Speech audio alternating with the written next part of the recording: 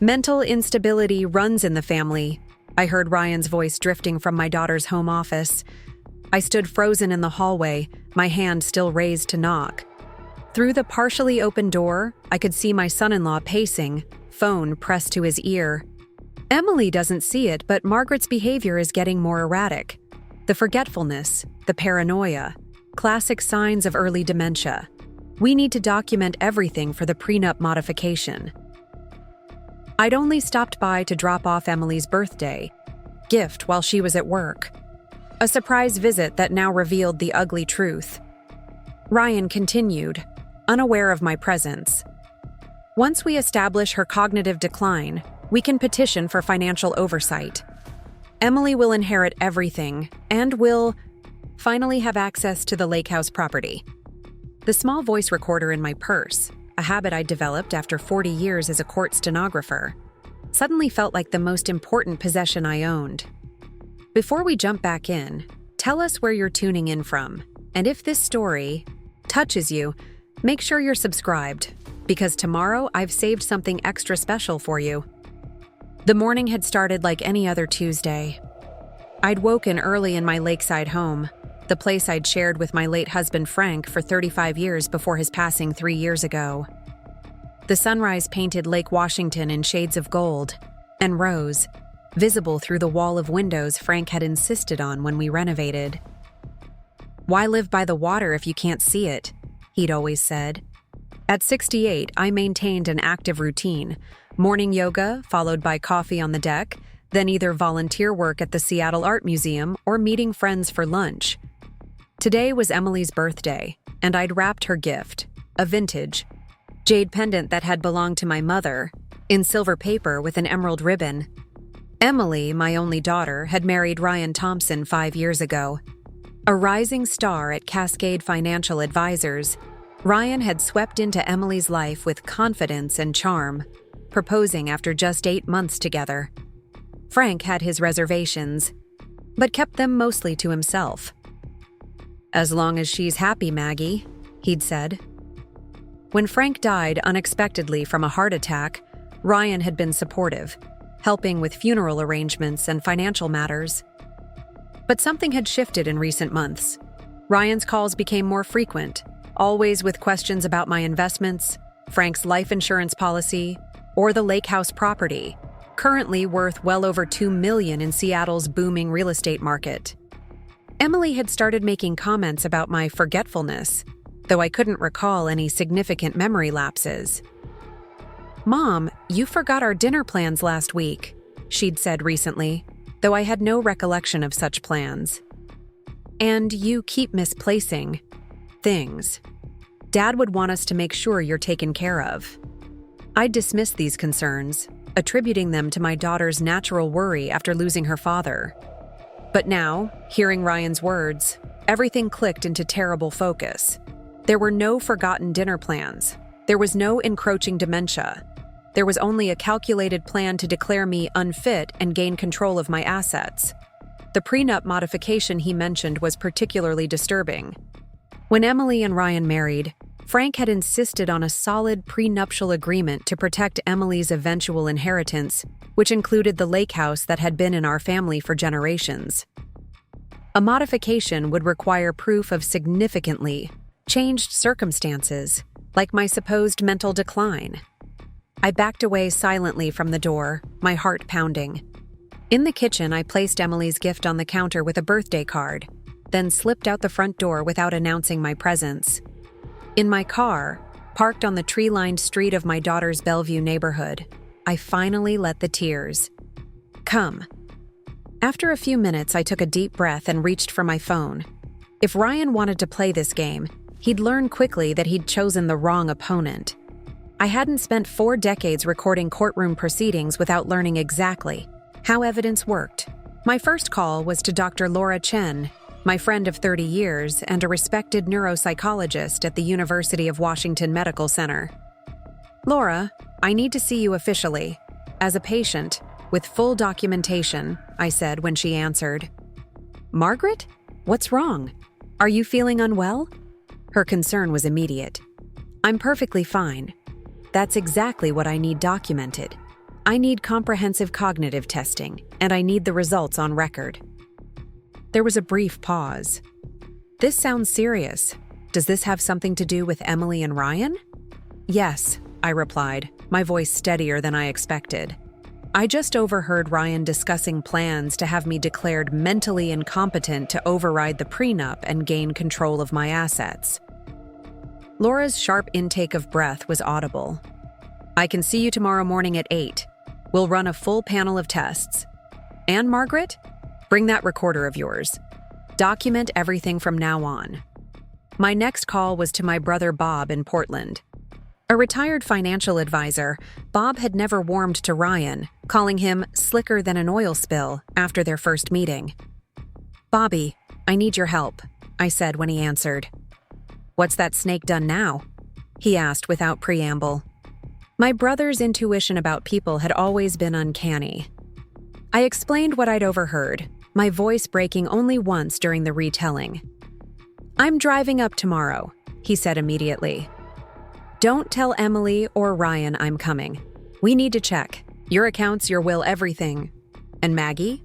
Call Andrea Davis. You need a lawyer, not just a sister-in-law." Andrea Davis had been Frank's attorney and had handled his estate after his passing. She'd also drawn up Emily and Ryan's prenuptial agreement.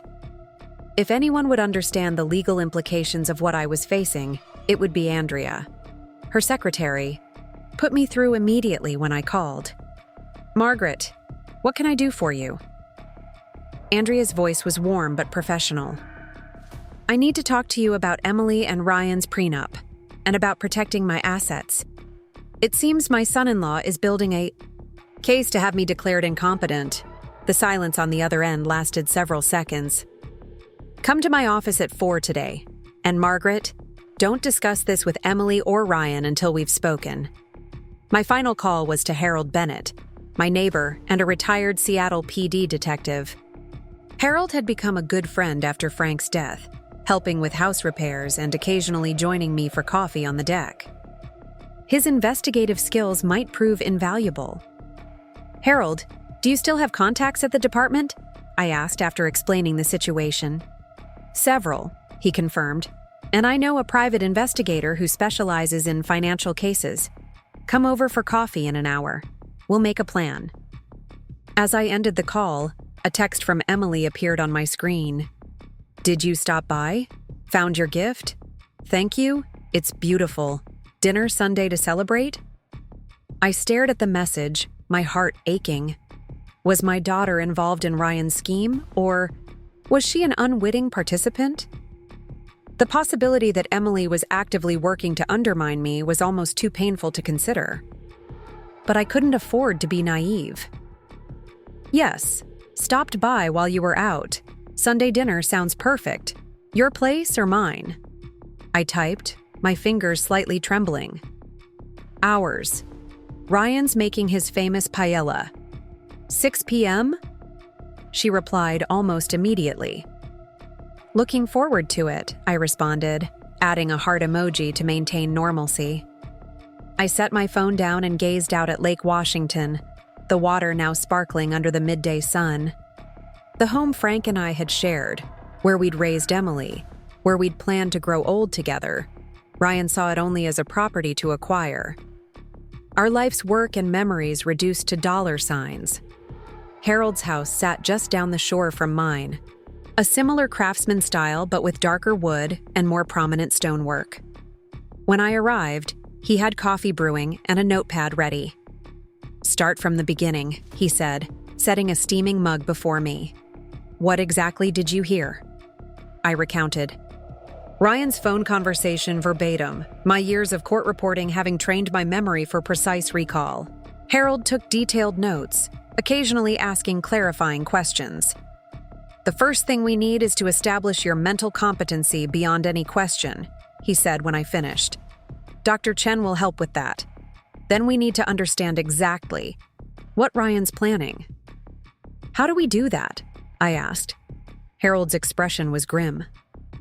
"We document everything. Record every interaction with Ryan and Emily. Save every text and email. Washington is a two-party consent state for recordings. But there are exceptions when you have reasonable suspicion of criminal activity, like financial exploitation of an elder, which is what this sounds like. He reached for his phone. Let me call Max Delaney. He's the PI I mentioned. Financial forensics is his specialty. While Harold made the call, I sipped my coffee and tried to process the morning's events. In just a few hours, my world had shifted on its axis. The son-in-law I'd welcomed into our family was plotting against me. My daughter was either complicit or being manipulated, and I was suddenly in a fight to protect not just my assets, but my autonomy. Harold ended his call and turned back to me. Max can see us tomorrow at 10. He'll want to look at your financial records, recent account activities, property documents, anything that might indicate what Ryan's after specifically. Preparing and narrating this story took us a lot of time, so if you are enjoying it, subscribe to our channel. It means a lot to us. Now back to the story. The lake house, I said with certainty. It's the most valuable asset, and Ryan has mentioned it several times recently, asking about upkeep costs, suggesting it might be too much for me to manage alone. Harold nodded. Real estate is often the target in these situations. But we don't want to overlook anything else. Your investment accounts, Frank's life insurance payout, valuable personal property. We need to protect it all. As I prepared to leave, Harold placed a small device in my hand. It's a digital recorder with better quality than your phone. Keep it with you. Washington law has that exception I mentioned, but even if recordings aren't admissible in court, they help us know what we're dealing with. I slipped the recorder into my purse beside my own. Thank you, Harold. I don't know what I'd do without friends like you right now. His expression softened. Frank was a good man and a good friend. I won't let anyone take advantage of his wife. By late afternoon, I sat in Andrea Davis's downtown Seattle office, surrounded by the city's sleek high-rises. Andrea had already pulled the prenuptial agreement file and several other documents by the time I arrived. The prenup is explicitly clear, she said, indicating the highlighted sections. In the event of divorce, Ryan has no claim to any inherited assets Emily receives, including the lake house property. The only modification clause requires mutual agreement or proof of material misrepresentation during the original execution. So he can't change it just because he wants to? I asked. Not legitimately, Andrea confirmed. But if he could establish that Emily should have control over your assets due to your alleged incapacity, and then influence her decisions once that control was established.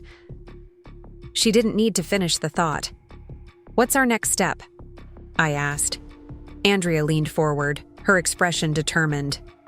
First, we update your estate planning documents to include explicit competency provisions.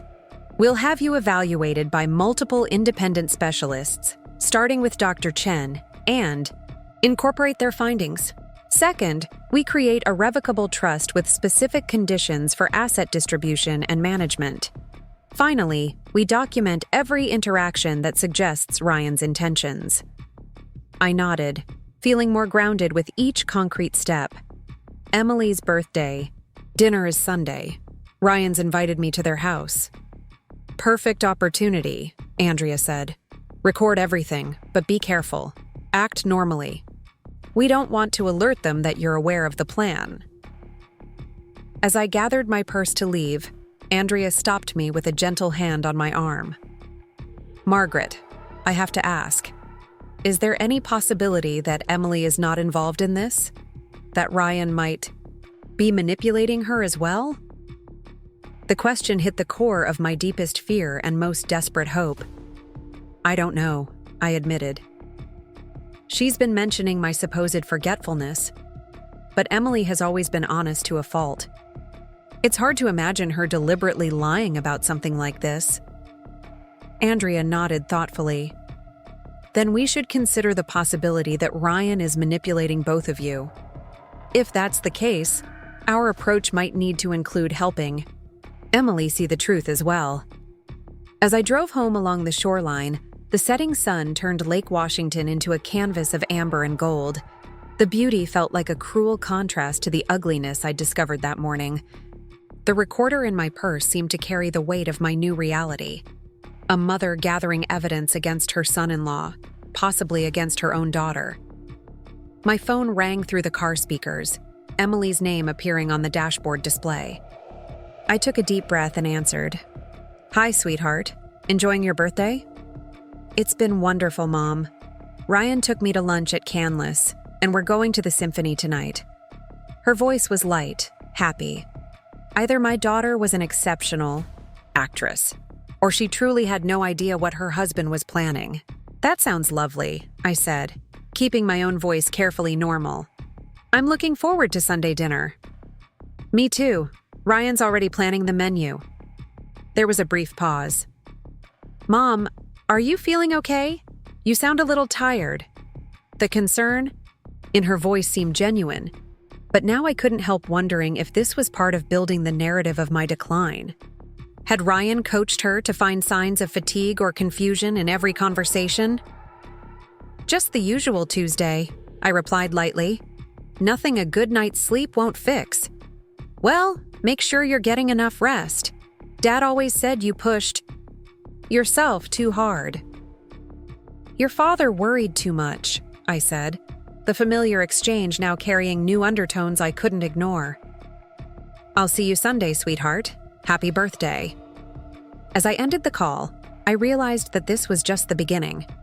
Sunday's dinner would be my first test. Could I sit across from Ryan, knowing his plans, and act as though nothing had changed?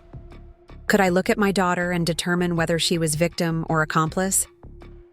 I pulled into my driveway as darkness fell, the house lights I'd left on creating a welcoming glow. Frank and I had chosen every detail of this home together, from the river rock fireplace to the hand-carved banister on the staircase. This wasn't just real estate to be acquired. It was the physical embodiment of our life together, and I would fight with everything I had to protect it. Tomorrow would bring cognitive tests with Laura, financial reviews with Bob, and a meeting with Max, the private investigator. But tonight, I would sit on the deck Frank had built, watch the moonlight on the lake he'd loved, and formulate my plan.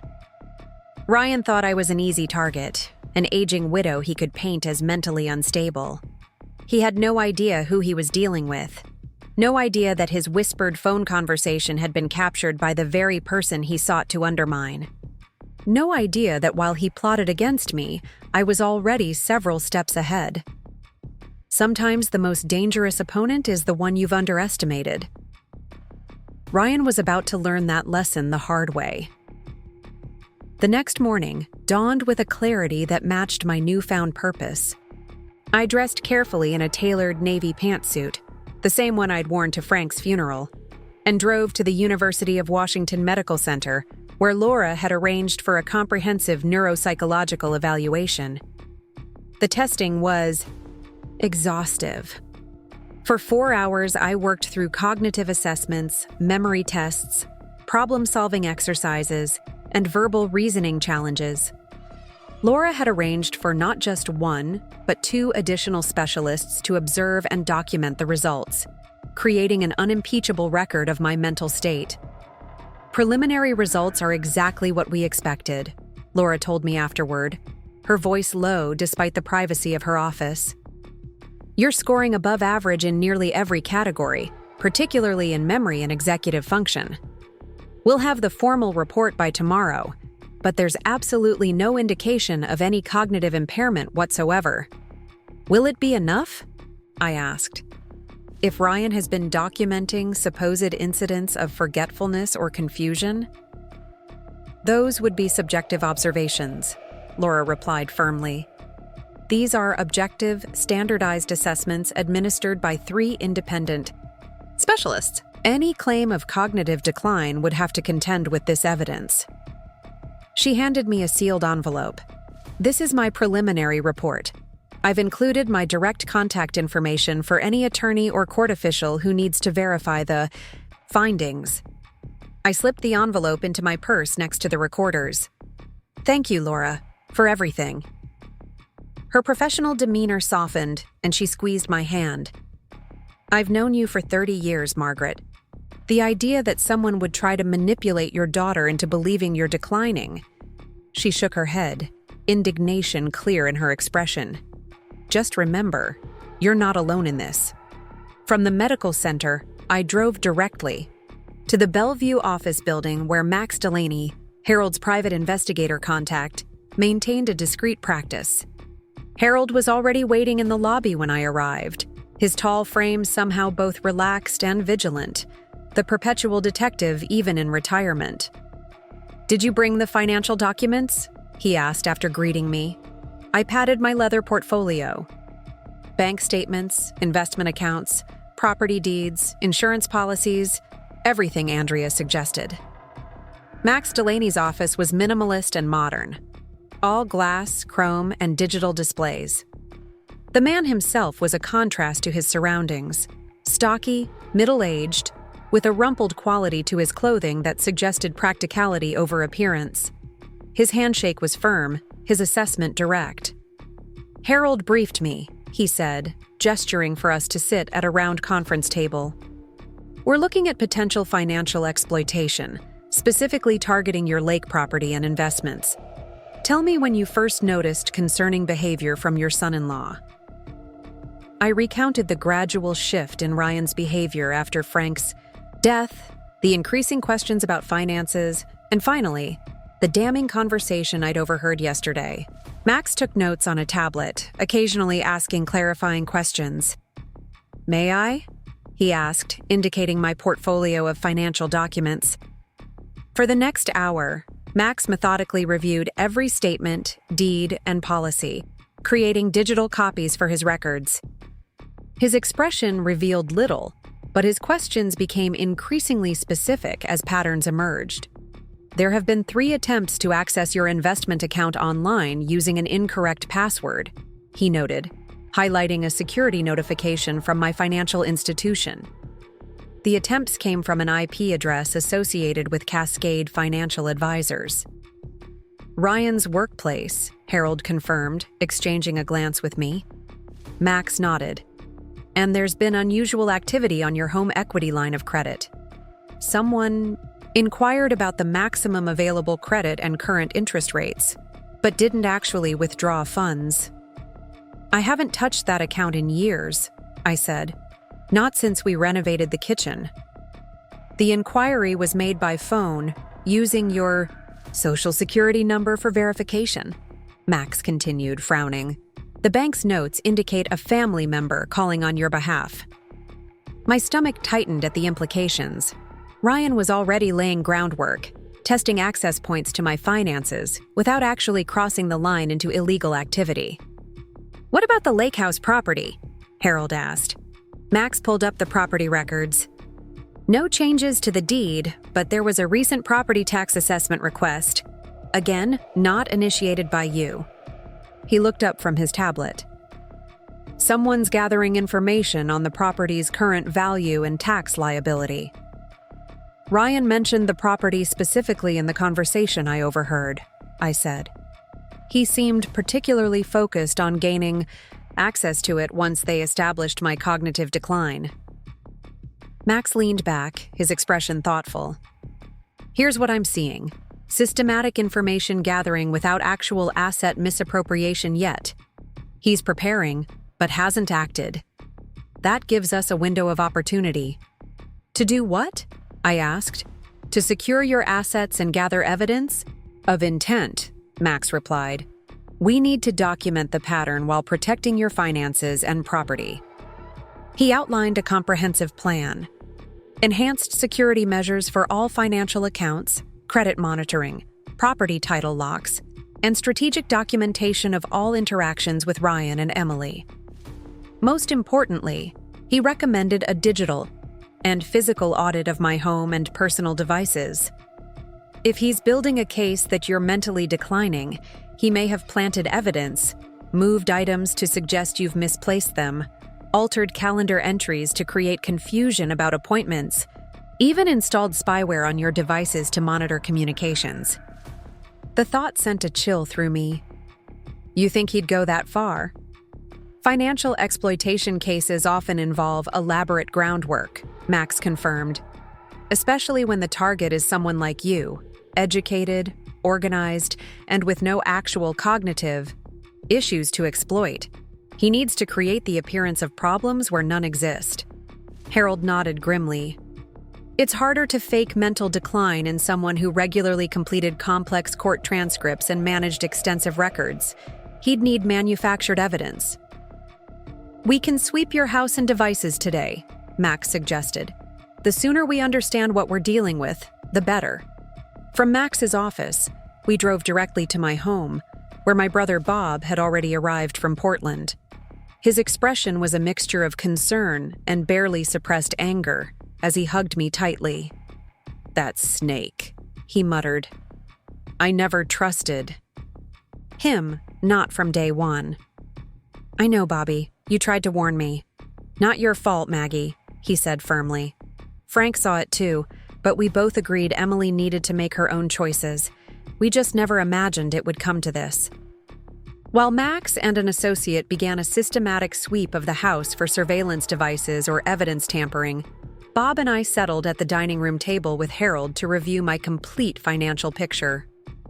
Ryan's been busy, Bob observed, grimly as we identified more instances of information gathering, credit inquiries, property value assessments, even a request to the life insurance company about policy details. But he's been careful. Nothing that crosses the line into fraud yet, just collecting data. He's a financial advisor, I reminded them. He knows exactly how far he can go without triggering alerts. Harold spread out a timeline we'd created of Ryan's concerning behaviors. It accelerated after Frank's death, but the real escalation has been in the past 2 months. Something's changed. Some trigger that's made this more urgent for him. Money problems? Bob suggested. Maybe he's overextended or made bad investments? Worth looking into, Harold agreed. Max can check their financial situation discreetly. Found something, Max called from my home office. We hurried to join him where he was examining my desktop computer. Spyware, sophisticated stuff that forwards your emails to another account and logs your browsing activity. My skin crawled at the invasion. When was it installed? Timestamp shows installation 3 weeks ago, Max replied, pointing to the screen. And there's a keystroke logger as well. Everything you've typed has been captured. Can you trace where it sends the information? Harold asked. Already. Working on it, Max's associate replied, fingers flying over a keyboard. It's routed through several proxy servers, but we might be able to identify the recipient. While they worked, I scanned my office. The room where I'd spent countless hours managing household matters and, after retirement, pursuing my passion for genealogical research. Had Ryan been in here, touching my things, planting software to spy on me? The calendar, I said suddenly, moving to the wall where my large paper calendar hung. Emily mentioned dinner plans I supposedly forgot last week, but I never wrote down any dinner plans. Sure enough, when I examined the previous week's entries, there was a notation in blue ink. Dinner with E&R 7 p.m. Barolo, written in what appeared to be my handwriting, but wasn't. A good forgery, Harold observed, examining the entry closely. But the pressure points are wrong. You press harder on your downstrokes. This is more uniform. He's been in my house, going through my things, writing in my calendar, I said, the violation making my voice shake slightly. What else has he done? Max's associate looked up from the computer. We should check your phone too. If there's spyware on your computer, there might be something on your mobile devices as well. My phone yielded more discoveries. A tracking app disguised as a system utility that monitored my location and a modified contacts list where Emily and Ryan's phone numbers had been subtly altered. The changed numbers would cause your calls or texts to fail occasionally, Max explained. Then they could claim you were confused about technology or forgetting how to reach them. He's gaslighting you, Bob said, his expression darkening. Creating situations where you appear confused or forgetful, then documenting those incidents as evidence of cognitive decline. Max nodded. It's unfortunately common in these cases. The good news is, now we have proof of deliberate manipulation. Can we remove all this spyware? I asked. We could, Max replied thoughtfully. But there might be a strategic advantage to leaving some of it in place while feeding it misleading information. If Ryan thinks his surveillance is still active, but undetected, we can control what he sees. Harold agreed. It's like running a counterintelligence operation. We let him think his plan is working while we build our case. By late afternoon, Max and his team had completed their sweep, finding 3 more concerning elements. A small camera hidden among books in my living room bookshelf, capturing the main living area, a voice-activated recorder in my bedroom, and evidence that someone had been through my filing cabinet, particularly the sections containing financial and medical documents. This is beyond financial opportunism, Harold observed grimly. This is calculated, systematic deception. The question remains, Bob added, is Emily involved, or is she another victim here? The question had been haunting me since yesterday. My daughter had always been forthright and ethical. Frank's moral compass in human form, we used to joke. The thought that she might be complicit in Ryan's scheme was almost unbearable. Yet she had been the one mentioning my supposed forgetfulness, reinforcing the narrative Ryan was creating. Sunday dinner will be revealing, I said finally. I'll be watching Emily closely, looking for signs she's being manipulated rather than participating willingly. You need to be careful, Bob cautioned. If Emily is involved, anything you say to her goes straight to Ryan. And if she's not? Involved, I countered. She's being turned against her own mother by a man she trusts. Either way, I need to know the truth. Andrea Davis arrived as the technical sweep was concluding, bringing with her revised estate planning documents and a forensic accountant she trusted. With my dining room now converted into an impromptu war room, the team gathered to consolidate findings and develop a cohesive strategy. The evidence of tampering and surveillance changes our approach, Andrea said, after being briefed on Max's discoveries. This moves beyond potential financial exploitation into potential criminal activity. Unauthorized surveillance, computer tampering, possible mail fraud if he's intercepted any documents. These are serious offenses. What's our next step? I asked. 2 parallel tracks, Andrea decided. First, we secure your assets immediately. New accounts at different institutions secured with biometric verification, updated estate documents with explicit competency provisions, title protection for the real estate. Second, we continue building evidence of Ryan's activities and intentions. The forensic accountant, a meticulous woman named Vanessa Patel, had already begun analyzing my financial records in greater detail. There's a pattern here beyond information gathering, she noted. These inquiries about maximum credit lines, property values, liquidity options, they suggest preparation for rapid asset conversion. He's mapping out how quickly he could turn your assets into cash if he gained control. The prenup is still our biggest concern, Andrea added. It explicitly prevents Ryan from accessing inherited assets in the event of divorce. But if he can establish Emily as your financial guardian due to alleged incapacity and then influence her decisions. She didn't need to finish the thought. So he's not planning to divorce Emily, I realized. He needs her to maintain access to the assets. He's just planning to remove me from control. Exactly, Andrea confirmed. And given the level of preparation we're seeing, he's likely to move soon. There's something else, Bob interjected, looking uncomfortable. Maggie, I need to ask, have you updated your will since Frank passed? The question caught me off guard. No. It still leaves everything evenly divided between Emily and her children when she has them. Frank and I set it up that way years ago. Bob and Andrea exchanged glances. That could be another angle here, Andrea said carefully. If Ryan believes you might change your will, perhaps due to suspicions about him, he has additional motivation to establish control over your assets before you can make changes. The implication hung heavily in the air. Ryan wasn't just planning for control during my lifetime. He was positioning himself for inheritance as well. Then we update the will. Immediately, I said firmly. Not to disinherit Emily, I would never do that, but to create protections that ensure Ryan can't control or squander her inheritance. A trust would be most appropriate, Andrea agreed. Emily could receive the benefit of the assets while a trustee ensures they're protected from mismanagement or undue influence. As evening approached, we had developed a comprehensive plan. Financial protections implemented immediately. Legal documents updated with new provisions. Surveillance evidence preserved and documented. And a carefully orchestrated approach to Sunday's dinner with Emily and Ryan.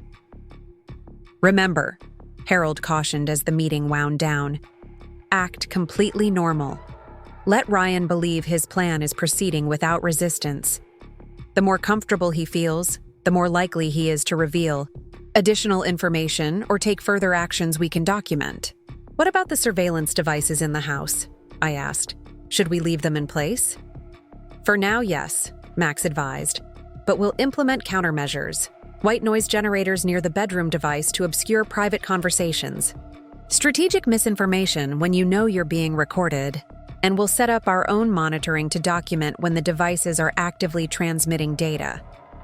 As everyone prepared to leave, I found myself standing in my kitchen, staring out at the lake Frank and I had loved. The water reflected the evening, sky in ripples of purple and gold, a tranquility that felt at odds with the turmoil of the day. "You okay, Maggie?" Bob asked softly, coming to stand beside me. "I keep thinking about what Frank would do if he were here," I admitted. He was always the strategic one, the planner. Bob smiled sadly. "Frank would be proud of how you're handling this, not falling apart, not rushing into confrontation, but methodically building your case. That was his approach to everything. And he'd be heartbroken about Emily," I added, voicing my deepest fear. The possibility that she's being manipulated by Ryan turned against me. Or worse, that she's willingly participating. "One step at a time," Bob counseled, his hand warm on my shoulder. "Sunday dinner will tell us a lot about Emily's role in all this. Until then, try not to jump to conclusions." After everyone had gone, I moved through my home with new awareness, conscious of the hidden camera's field of view, the location of the voice recorder, the compromised computer. My private space had been invaded, my trust violated, my relationship with my daughter potentially poisoned by lies. Yet amid the anger and hurt, a different emotion was emerging: determination. Ryan had underestimated me significantly. While he thought he was carefully building a case against an unsuspecting victim, I was now surrounded by allies, protected by new legal and financial safeguards, and gathering evidence of his deception. Sunday's dinner would be the first test of my acting abilities and the first opportunity to assess Emily's involvement. Until then, I would continue the counter-operation, presenting the facade of normalcy while fortifying my position. I picked up my phone, now secured and swept for additional spyware, and sent a text to Emily. "Looking forward to Sunday dinner. Can I bring anything? Maybe that raspberry tart Ryan likes so much." Her response came quickly. "Just yourself, Mom. Ryan's handling everything. Love you." Those last two words carried such weight now, laden with questions I couldn't yet answer. Did my daughter truly love me? Was she being deceived by a man she trusted? Or had she somehow become complicit in his scheme to declare me incompetent for financial gain? Sunday would bring the first clues. Until then, I would prepare, protected by the team now rallied around me and guided by the memory of Frank's steady wisdom. Ryan thought he was dealing with a vulnerable widow he could easily manipulate. He was about to discover just how wrong he was. The days before Sunday's dinner passed in a whirlwind of activity. Andrea's office expedited new estate documents, creating a robust trust that would protect my assets while ensuring Emily would still inherit, but with provisions that would keep Ryan from controlling those assets even after my death. The papers awaited only my signature and notarization. Max and his team implemented sophisticated countermeasures throughout my home, neutralizing Ryan's surveillance without removing it. They installed clean, secure devices for my use while allowing the compromised ones to continue operating with carefully curated information. We've set up what we call a honeypot system, Max explained, showing me a separate laptop. Your regular computer will continue to receive and send exactly what we want Ryan to see. Ordinary searches, typical emails, nothing suspicious. Meanwhile, you'll conduct your actual business on this secured device. What troubled me most was the calendar manipulation. Max had photographed and documented the forged dinner entry, then carefully examined the rest of my calendar. He discovered 5 other falsified appointments over the past 3 months, all appearing to be in my handwriting, all for events that never occurred. He's building a pattern, Harold observed when I showed him the findings, creating a record of appointments you supposedly forgot or confused, establishing a timeline of cognitive decline. To counter this, I began carrying a small notebook where I immediately recorded every conversation, phone call, and text with Ryan or Emily, including exact times and what was said. If Ryan was documenting my supposed decline, I would document his actual manipulation.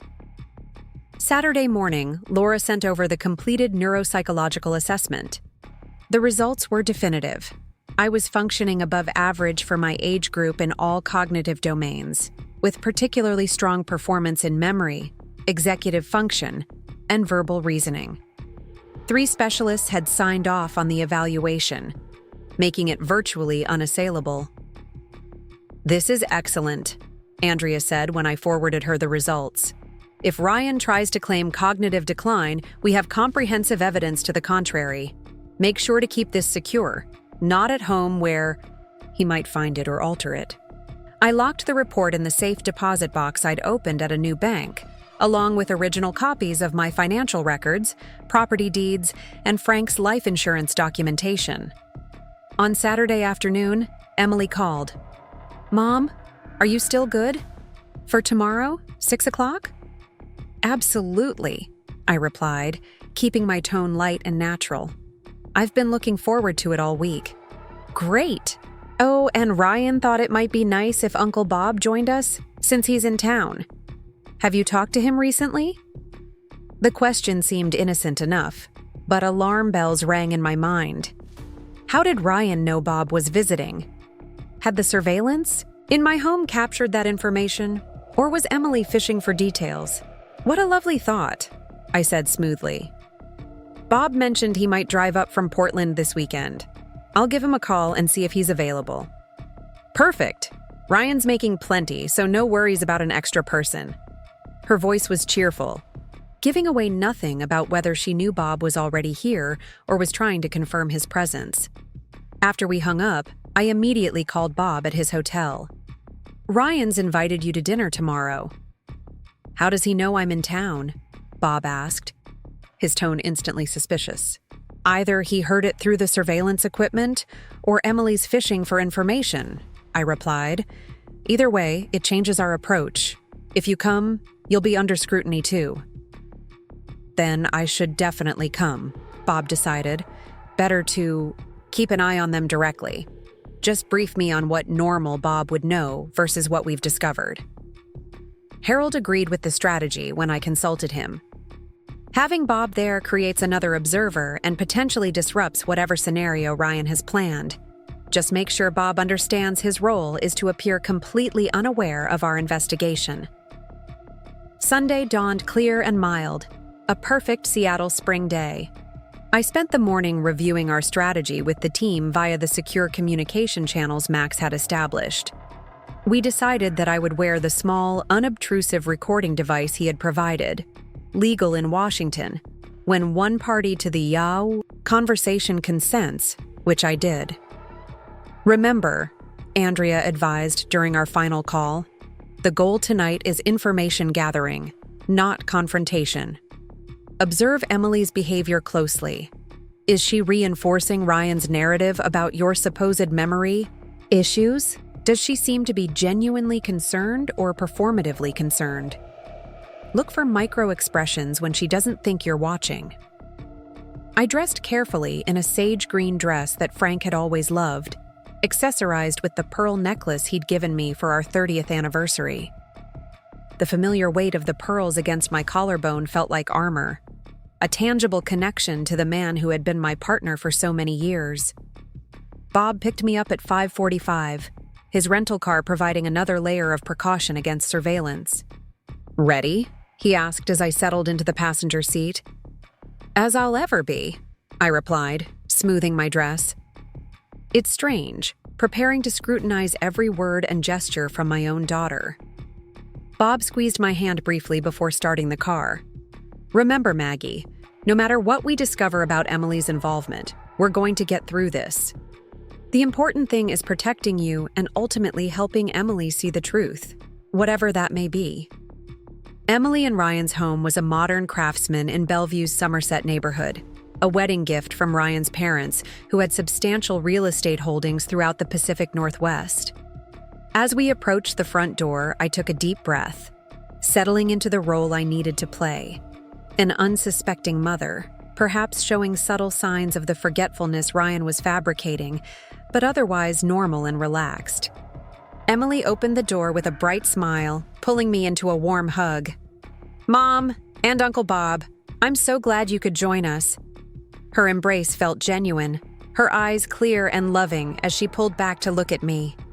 No signs of deception or discomfort that I could detect, though I reminded myself that Ryan would have prepared her well if she was complicit. Ryan appeared behind her, wiping his hands on a dish towel.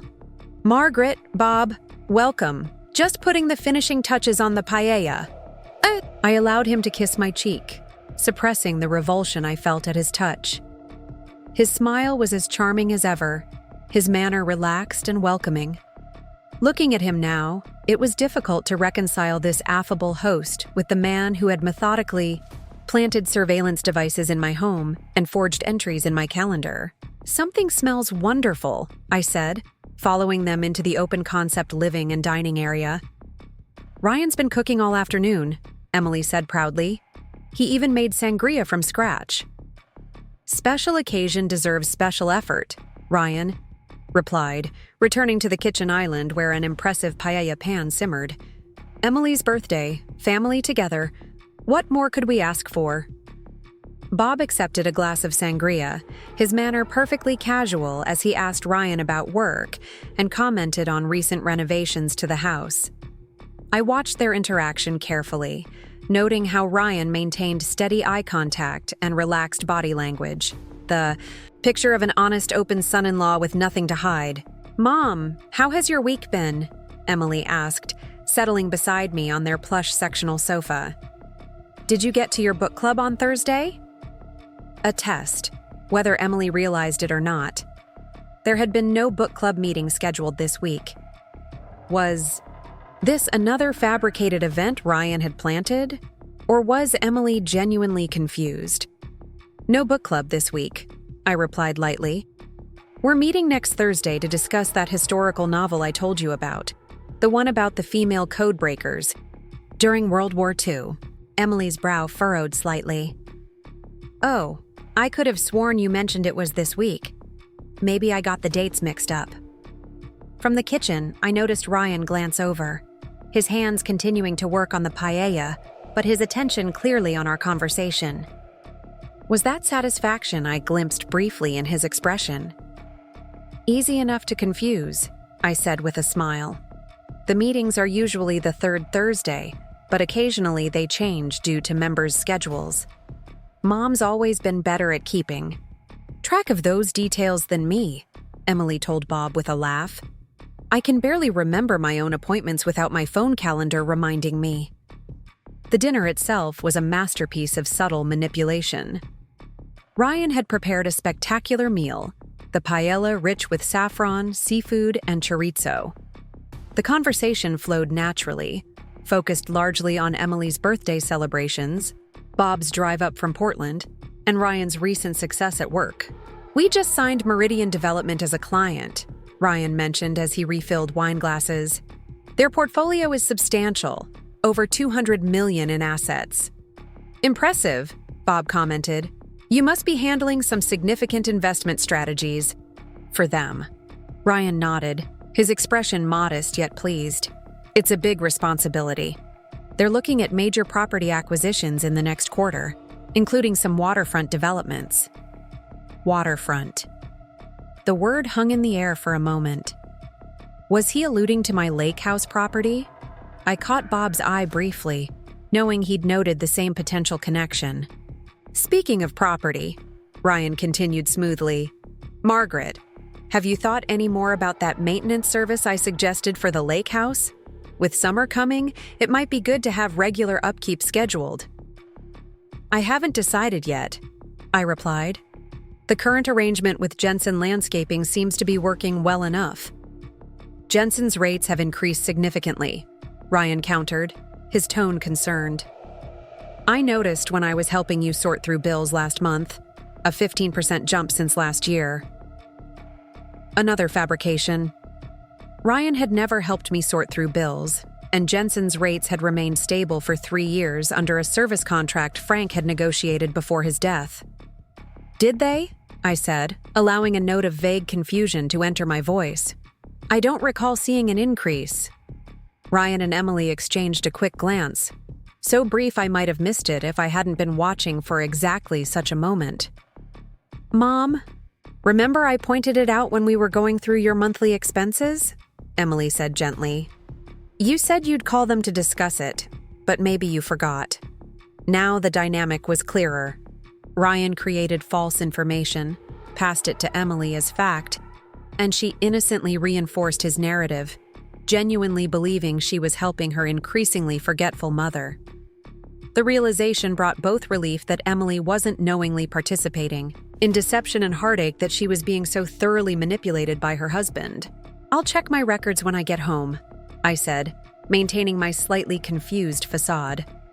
"My filing system isn't quite what it used to be." Ryan nodded sympathetically. "It's nothing to worry about, Margaret. Everyone gets a little disorganized. Sometimes. That's why Emily and I are happy to help with these things." The conversation moved on, but the pattern continued throughout dinner. Ryan would introduce a small piece of misinformation, an appointment I had supposedly missed, a conversation that had never occurred, a decision I had supposedly changed my mind about, and Emily would innocently confirm it, clearly believing these events had actually happened. By dessert, a beautiful raspberry tart that Ryan had indeed purchased from my favorite bakery, I had confirmed what I most needed to know. Emily was not complicit in Ryan's scheme. She was another victim, being fed carefully crafted falsehoods about her mother's cognitive state. "Before I forget," Ryan said as he served coffee, "Dr. Kaplan's office called to confirm your wellness check for Tuesday at 2 o'clock. I told them you'd be there." Another fabrication. I had no appointment with Dr. Kaplan or any doctor on Tuesday. "Mom, do you want me to drive you?" Emily offered, her expression showing genuine concern. "I can adjust my work schedule." "That's very thoughtful," I replied, "but I'm perfectly capable of driving myself to medical appointments." "Of course you are," Ryan said soothingly.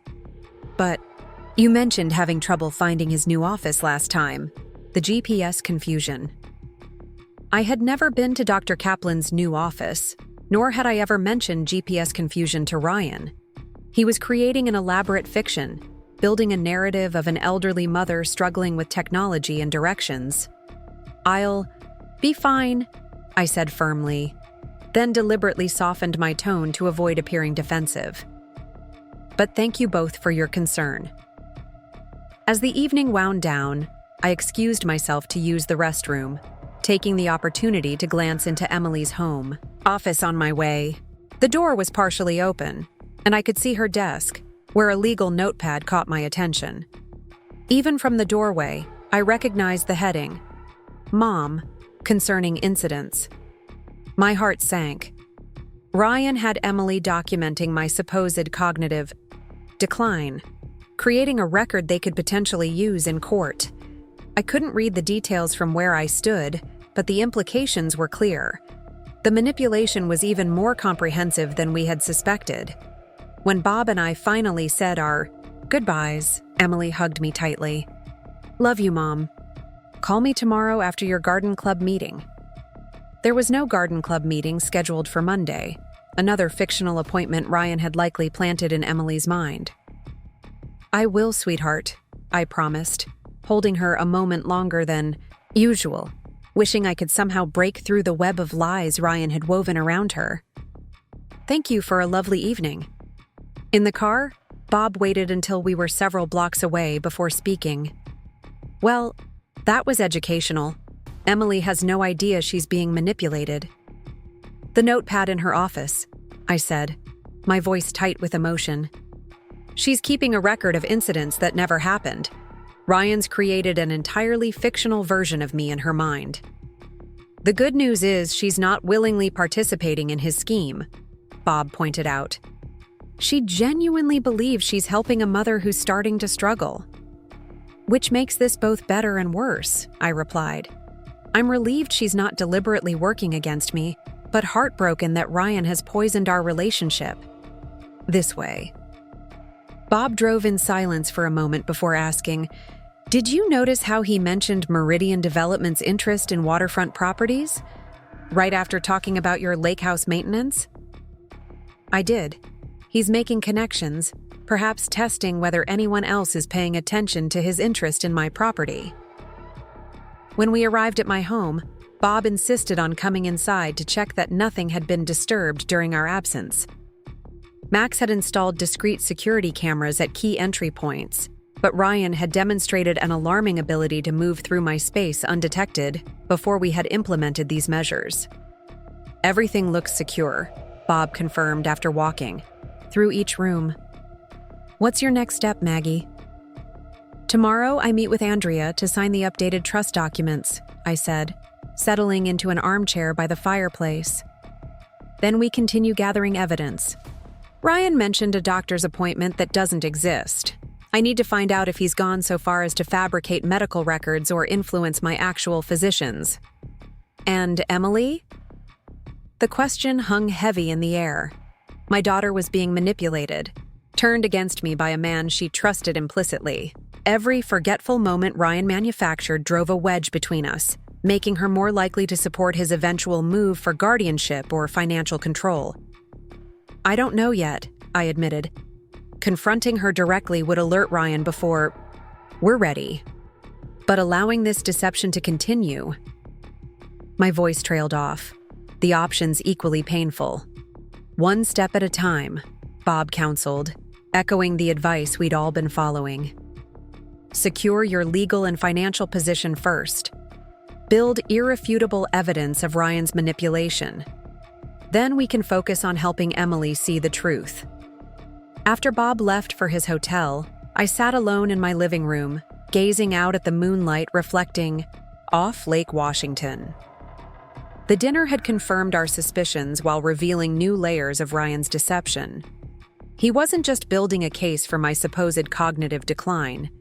He was systematically alienating my daughter from me, positioning himself as the concerned, helpful son-in-law managing a deteriorating family situation. The violation went beyond financial motivation. Ryan was rewriting my relationship with my only child, creating artificial concern and dependence where none had existed. Even if we exposed his scheme and protected my assets, could Emily and I ever fully recover from this manipulation? I picked up the secure phone Max had provided and texted Andrea. Dinner confirmed our theory. Emily is being manipulated, not complicit. Ryan has her documenting concerning incidents that never occurred. Need to accelerate our timeline. Her response came quickly. Suspected as much. Bringing forensic psychiatrists to our meeting tomorrow. We'll document the psychological manipulation as well. Get some rest, Margaret. The truth will come out. Rest, however, felt impossible. In the bedroom where Frank and I had shared so many quiet conversations about our hopes for Emily's future, I now lay alone, knowing that the man she had chosen as her partner was systematically destroying her trust in me for financial gain. The recording device had captured everything, every fabricated appointment, every exchange of glances, every manufactured moment of confusion. Tomorrow, the team would analyze it all, adding to our growing body of evidence. But evidence alone couldn't heal the damage Ryan was inflicting on my relationship with Emily. As I finally drifted toward sleep, I found myself thinking of Frank. His steady wisdom, his protective instincts toward our daughter, his ability to see through deception. What would he advise now? The answer came with surprising clarity, as if he were still beside me. Protect yourself first. Gather irrefutable evidence. Then help Emily see the truth, gently but firmly. Ryan had underestimated me from the beginning, seeing only an aging widow he could manipulate and exploit. He had no idea that behind my seemingly vulnerable exterior was a woman who had spent decades documenting facts, preserving evidence, and seeking truth. A woman surrounded by loyal friends and family who recognized his deception for what it was. Tomorrow would bring another step in, our methodical response to his scheme. And with each piece of evidence we gathered, with each legal protection we put in place, we moved closer to the moment when Ryan would discover just how profoundly he had misjudged his target. Monday morning dawned with unexpected clarity, both in the pristine blue sky outside my window and in my own mind. Something about last night's dinner had crystallized my understanding of Ryan's strategy. He wasn't just creating a false narrative of cognitive decline. He was systematically isolating me from my daughter, positioning himself as the concerned protector while painting me as an increasingly unreliable mother. I dressed with particular care in a tailored charcoal pantsuit that Frank had always said made me look formidable. Today's meeting with Andrea would finalize my new estate plan, establishing protections that would thwart Ryan's attempts to gain control of my assets, regardless of what happened next. Harold called as I was finishing. Breakfast. Max monitored the surveillance devices in your house during your absence last night, he said without preamble. There was a data transmission at 8:42 p.m., someone remotely accessing the hidden camera feed. While we were at dinner, I noted, immediately grasping the implications. Ryan was checking to confirm we were gone. Exactly. And there's more. At 9:17, the motion sensors Max installed detected movement at your back door, but no entry was recorded. My skin prickled with unease. Someone tried to get in? Looks that way. Either they were deterred by Max's new security system, or they spotted the cameras and decided not to risk it. The thought of someone, presumably Ryan or someone working with him, attempting to enter my home while I was at dinner sent a wave of cold anger through me. This had escalated beyond manipulation into something more sinister. I'm meeting Andrea. At 10, I told Harold. Can you and Max join us? This changes our timeline. Andrea's downtown Seattle office offered sweeping views of Elliott Bay, the water sparkling under the spring sunshine. Today, however, the conference room blinds were drawn, creating a cocoon of privacy for our expanding team. In addition to Andrea, Harold, and Max, two new faces joined us.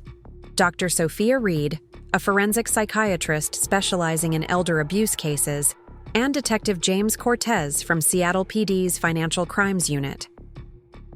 Detective Cortez is here unofficially for now, Andrea explained as we settled around the conference table. Given the evidence of attempted unauthorized entry to your home, I thought it prudent to involve law enforcement at this stage. The detective, a compact man with observant dark eyes, nodded. Ms. Davis briefed me on the situation. What you're describing potentially crosses several criminal boundaries.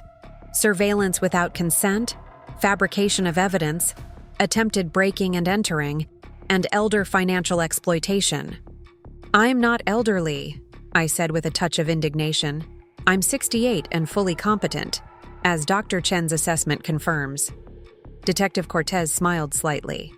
"Legally speaking, Washington state's vulnerable adult protection statutes apply to anyone over 60 who is being targeted for financial exploitation. But point taken." Max updated the group on the previous night's security findings, while Harold provided a concise summary of what we'd observed during dinner with Emily and Ryan. "The pattern is consistent with what we call grooming for guardianship," Dr. Reed noted after reviewing our documentation. "Mr. Thompson is systematically creating a fictional narrative of cognitive decline, documenting it through your daughter, and setting the stage for a petition for guardianship or conservatorship. But without actual evidence of impairment, such a petition would fail," Andrea pointed out. "Not necessarily," Dr. Reed countered. "Family court judges often give significant weight to the observations of close family members, especially adult children. If Emily genuinely believes her mother is experiencing cognitive decline and can document a pattern of concerning incidents, even if those incidents were fabricated by Ryan, a judge might order an evaluation." "Which would show I'm completely competent," I insisted.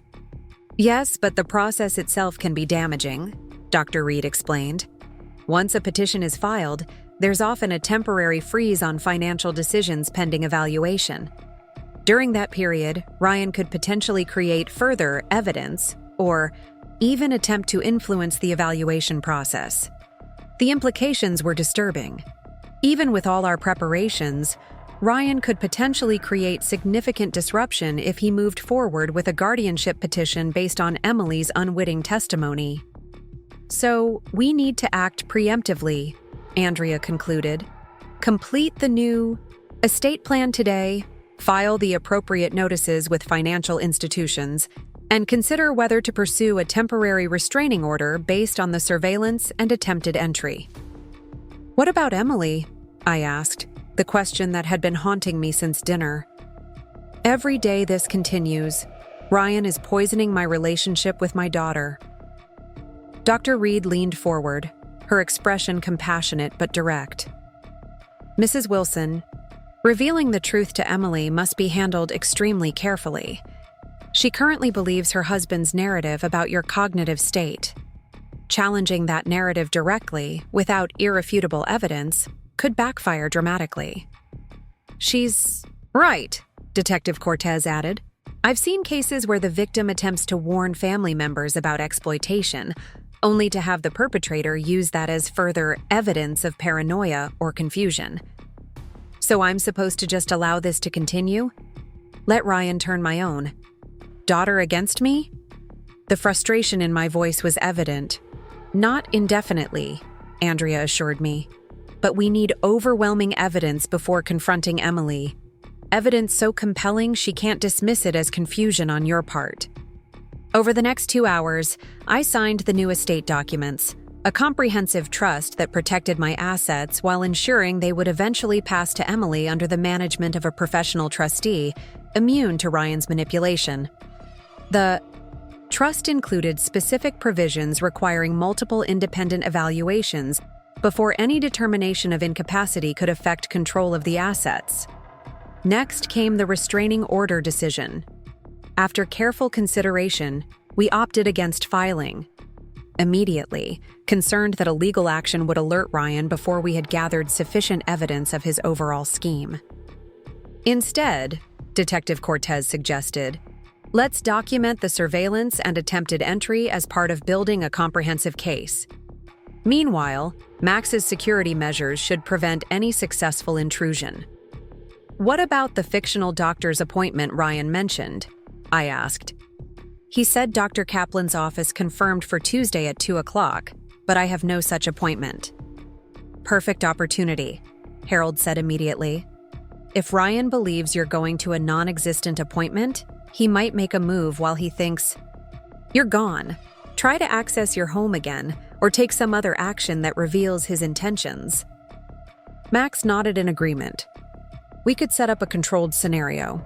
Make it appear that you've left for the appointment, but actually monitor the house and Ryan's activities. The plan quickly took shape.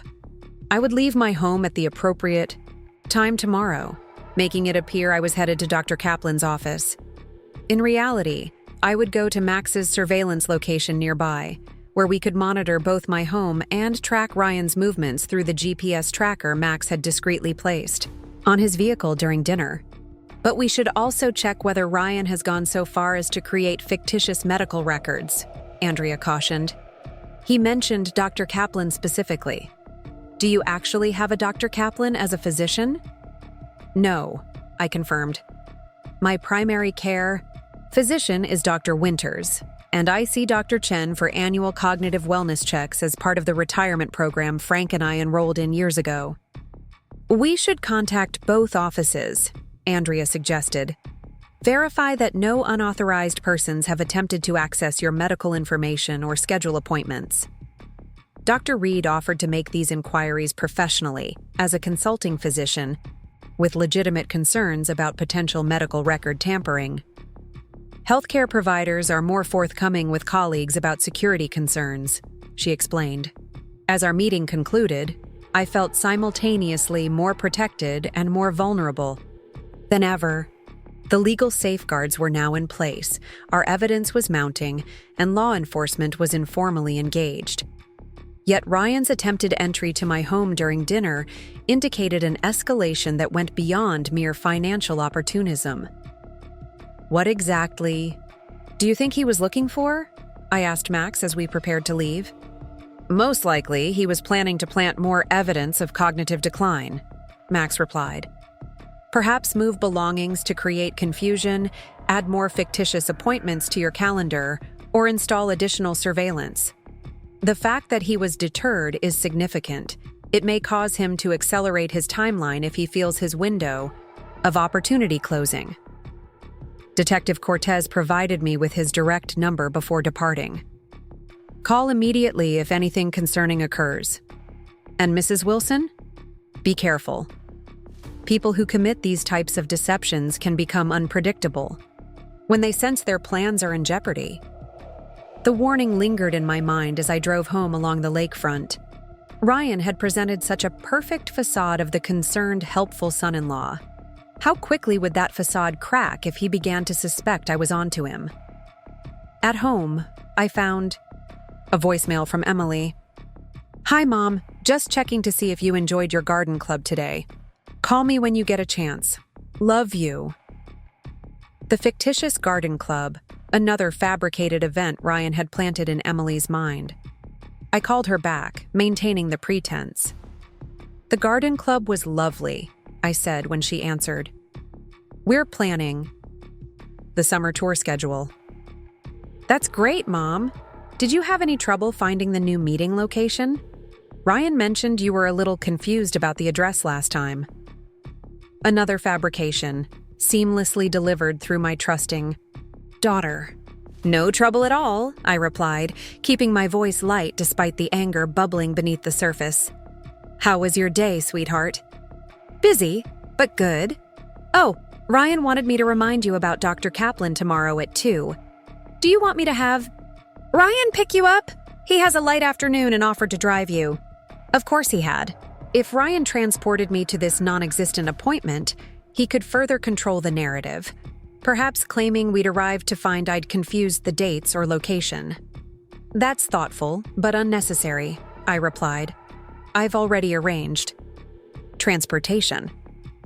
A truth, albeit not in the way Emily would interpret it. After we hung up, I texted Harold. Ryan offered to drive me to the fictional appointment. He's eager to control the situation. Harold's response was immediate. Perfect. His focus on the appointment gives us more freedom to monitor his activities. Max is setting up surveillance now. That evening, Dr. Reed called with disturbing news. I spoke with both Dr. Winters and Dr. Chen's offices, she reported. Someone claiming to be your son-in-law called Dr. Winters' office 3 weeks ago. expressing concern about memory issues and requesting copies of your recent visit notes. The office properly declined without your written authorization. And Dr. Chen. More concerning. A man identifying himself as Ryan Thompson appeared in person at her office, claiming you had asked him to pick up copies of your cognitive assessment from last year. The office staff correctly refused, but he was apparently quite insistent, claiming it was for a second opinion you had requested. The violation felt personal and calculated. Ryan hadn't just been building a fictional narrative. He'd been actively attempting to access my legitimate medical records, perhaps hoping to find something he could distort or misrepresent. Dr. Chen's office has flagged your file with a security notice, Dr. Reed continued. No information is to be released to anyone but you, in person, with photo ID. After thanking Dr. Reed, I sat on my deck watching twilight settle over Lake Washington, processing all we had learned. Ryan's scheme was more comprehensive than I had initially realized. Fabricated appointments, attempted medical record access, surveillance of my home, recruitment of my daughter as an unwitting accomplice, and now an attempted unauthorized entry. Tomorrow's fictional doctor's appointment would be our first opportunity to catch Ryan in active deception rather than merely documenting its aftermath. The thought brought not fear, but a steely resolve. Frank had often said that the most dangerous mistakes happen when people underestimate others based on age or gender. Ryan had clearly underestimated me, seeing only a vulnerability to exploit rather than a formidable opponent. Tuesday morning dawned overcast with occasional drizzle, typical Seattle spring weather that suited our surveillance plans perfectly. I dressed as I would for an actual doctor's appointment, called a mock reminder to Dr. Kaplan's office that would be captured by the surveillance device in my home, and made a show of gathering my purse and car keys. Max called at 1:15.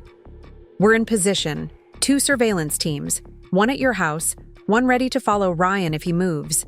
Detective Cortez is with the house team unofficially. I'm leaving in 10 minutes, I confirmed. Should I drive my own car? Yes, but not to the doctor's office. Drive to the Evergreen Shopping Center. Harold will meet you in the coffee shop and bring you to our surveillance location. At precisely 1:30, I left my house, making a point of checking my watch as I locked the front door, a visible signal for anyone who might be watching that I was departing for a scheduled appointment. I drove my usual route toward downtown Bellevue, then diverted to the shopping center as planned. Harold was waiting in the small coffee shop, a newspaper open before him, but his attention clearly on the entrance. Anything? I asked as I joined him. Ryan left his office 20 minutes ago, Harold reported. He's currently parked near your neighborhood but hasn't approached your house yet.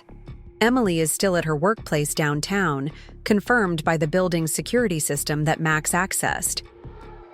We finished our coffee quickly, then Harold drove us to a nondescript panel van parked in a service area behind the shopping center. Inside, Max and another team member sat before an array of monitors showing various camera feeds, my home's exterior, the street approaches, and a map tracking Ryan's GPS signal. He's on the move, Max announced as we settled in, approaching your neighborhood from the north side, the opposite direction from his normal route. On one monitor, I watched as Ryan's black Audi appeared at the far end of my street, driving. Slowly past my house without stopping. He circled the block once, presumably checking for any signs of my presence or unexpected visitors. He's checking if the coast is clear, Harold murmured. Classic approach pattern. On his third pass, Ryan parked 2 streets over, not in front of my house, but not so far that a neighbor would question an unfamiliar vehicle. We watched on the security cameras as he approached on foot, moving with purpose but not rushing, projecting the confidence of someone who belonged there. Instead of coming to the front door, Ryan walked around to the side of the house, disappearing momentarily from camera view before reappearing at my back entrance. He glanced around quickly, then produced a key I had never given him. He has a key to your house, Harold said, his voice tight with concern. When could he have made a copy? I have no idea, I replied, watching in disbelief as Ryan unlocked my back door and slipped inside. I've never given him a key, and the locks were changed after Frank died. The surveillance inside will capture whatever he does, Max assured me. But this unauthorized entry alone is criminal trespass at minimum. For the next 27 minutes, we watched as Ryan moved through my home with disturbing familiarity. The interior cameras captured him going first to my office, where he accessed my computer briefly, then to the kitchen where he rearranged several items in my refrigerator and moved medications from one cabinet to another. He's creating confusion. Dr. Reed had explained when we reviewed the plan this morning. When you return home, you'll find things not where you left them, reinforcing his narrative that you're becoming disoriented or forgetful. Next, Ryan went to my bedroom, where he removed a framed photo of Emily from my dresser and placed it in the guest room instead. He checked the bathroom medicine cabinet, photographing prescription bottles with his phone. Evidence gathering, Harold noted grimly. Documenting medications to suggest potential side effects or interactions that could affect cognition. The most disturbing action came when Ryan went to my home office again, this time opening my desk drawer and removing my checkbook. He photographed the recent entries, then, most alarmingly, carefully removed a check from the middle of the book rather than the top, presumably hoping the missing check wouldn't be immediately noticed. That's theft, Detective Cortez stated from his position beside Max. And whatever he intends to do with that check likely constitutes fraud. After checking his watch, Ryan made one final circuit of the house, adjusting a few more items, moving books on shelves, rearranging cushions, turning off lights I habitually left on in certain rooms. Then he exited through the back door, locking it behind him with the key he should never have possessed. Team 2 has him returning to his vehicle, came a voice through Max's radio. Subject is departing the area, heading west. Follow but maintain distance, Max instructed. We need to know where he goes next. The GPS tracker showed Ryan driving not back to his office downtown, but toward Emily's workplace. He's going to meet Emily, I realized. Probably to report on the concerning state of my home while I was supposedly at the doctor's appointment. Sure enough, Ryan parked near Emily's office building, entering through the main lobby at 3:12 p.m. 40 minutes later, they emerged. Together, Emily's face showing clear concern as Ryan spoke animatedly, his expression a perfect mask of worried son-in-law. He's feeding her the narrative now, Harold observed. Creating the story about how disorganized your home was, how things were out of place, all evidence of your supposed cognitive decline. And she believes him, I said quietly, watching my daughter's worried expression. Why wouldn't she? He's her husband, and he's creating physical evidence to support his claims. We've got all we need for now, Detective Cortez announced, closing his notebook. Unauthorized entry, theft of a check, intentional rearrangement of property to create false impressions, combined with the surveillance devices he previously planted, this constitutes a pattern of criminal activity. So we can arrest him? I asked, hope rising. We could, Cortez confirmed.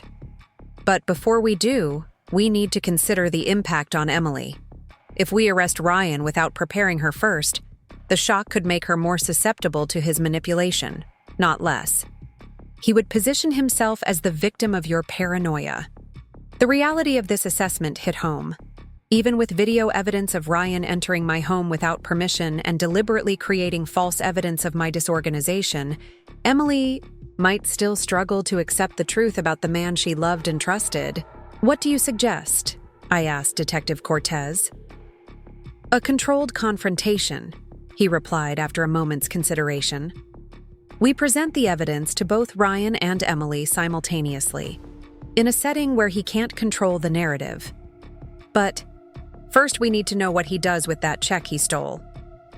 As if on cue, Max's computer pinged with an alert. Financial notification from the new monitoring system, he announced, scanning the screen. Someone just attempted to deposit check number 1372 from your account at Washington Trust Bank. The check Ryan had stolen from my checkbook. For how much? I asked, though I hadn't written the check myself and had no idea what amount Ryan might have entered. $25,000, Max replied grimly, made out to RTS Consulting. What's RTS Consulting? Harold asked.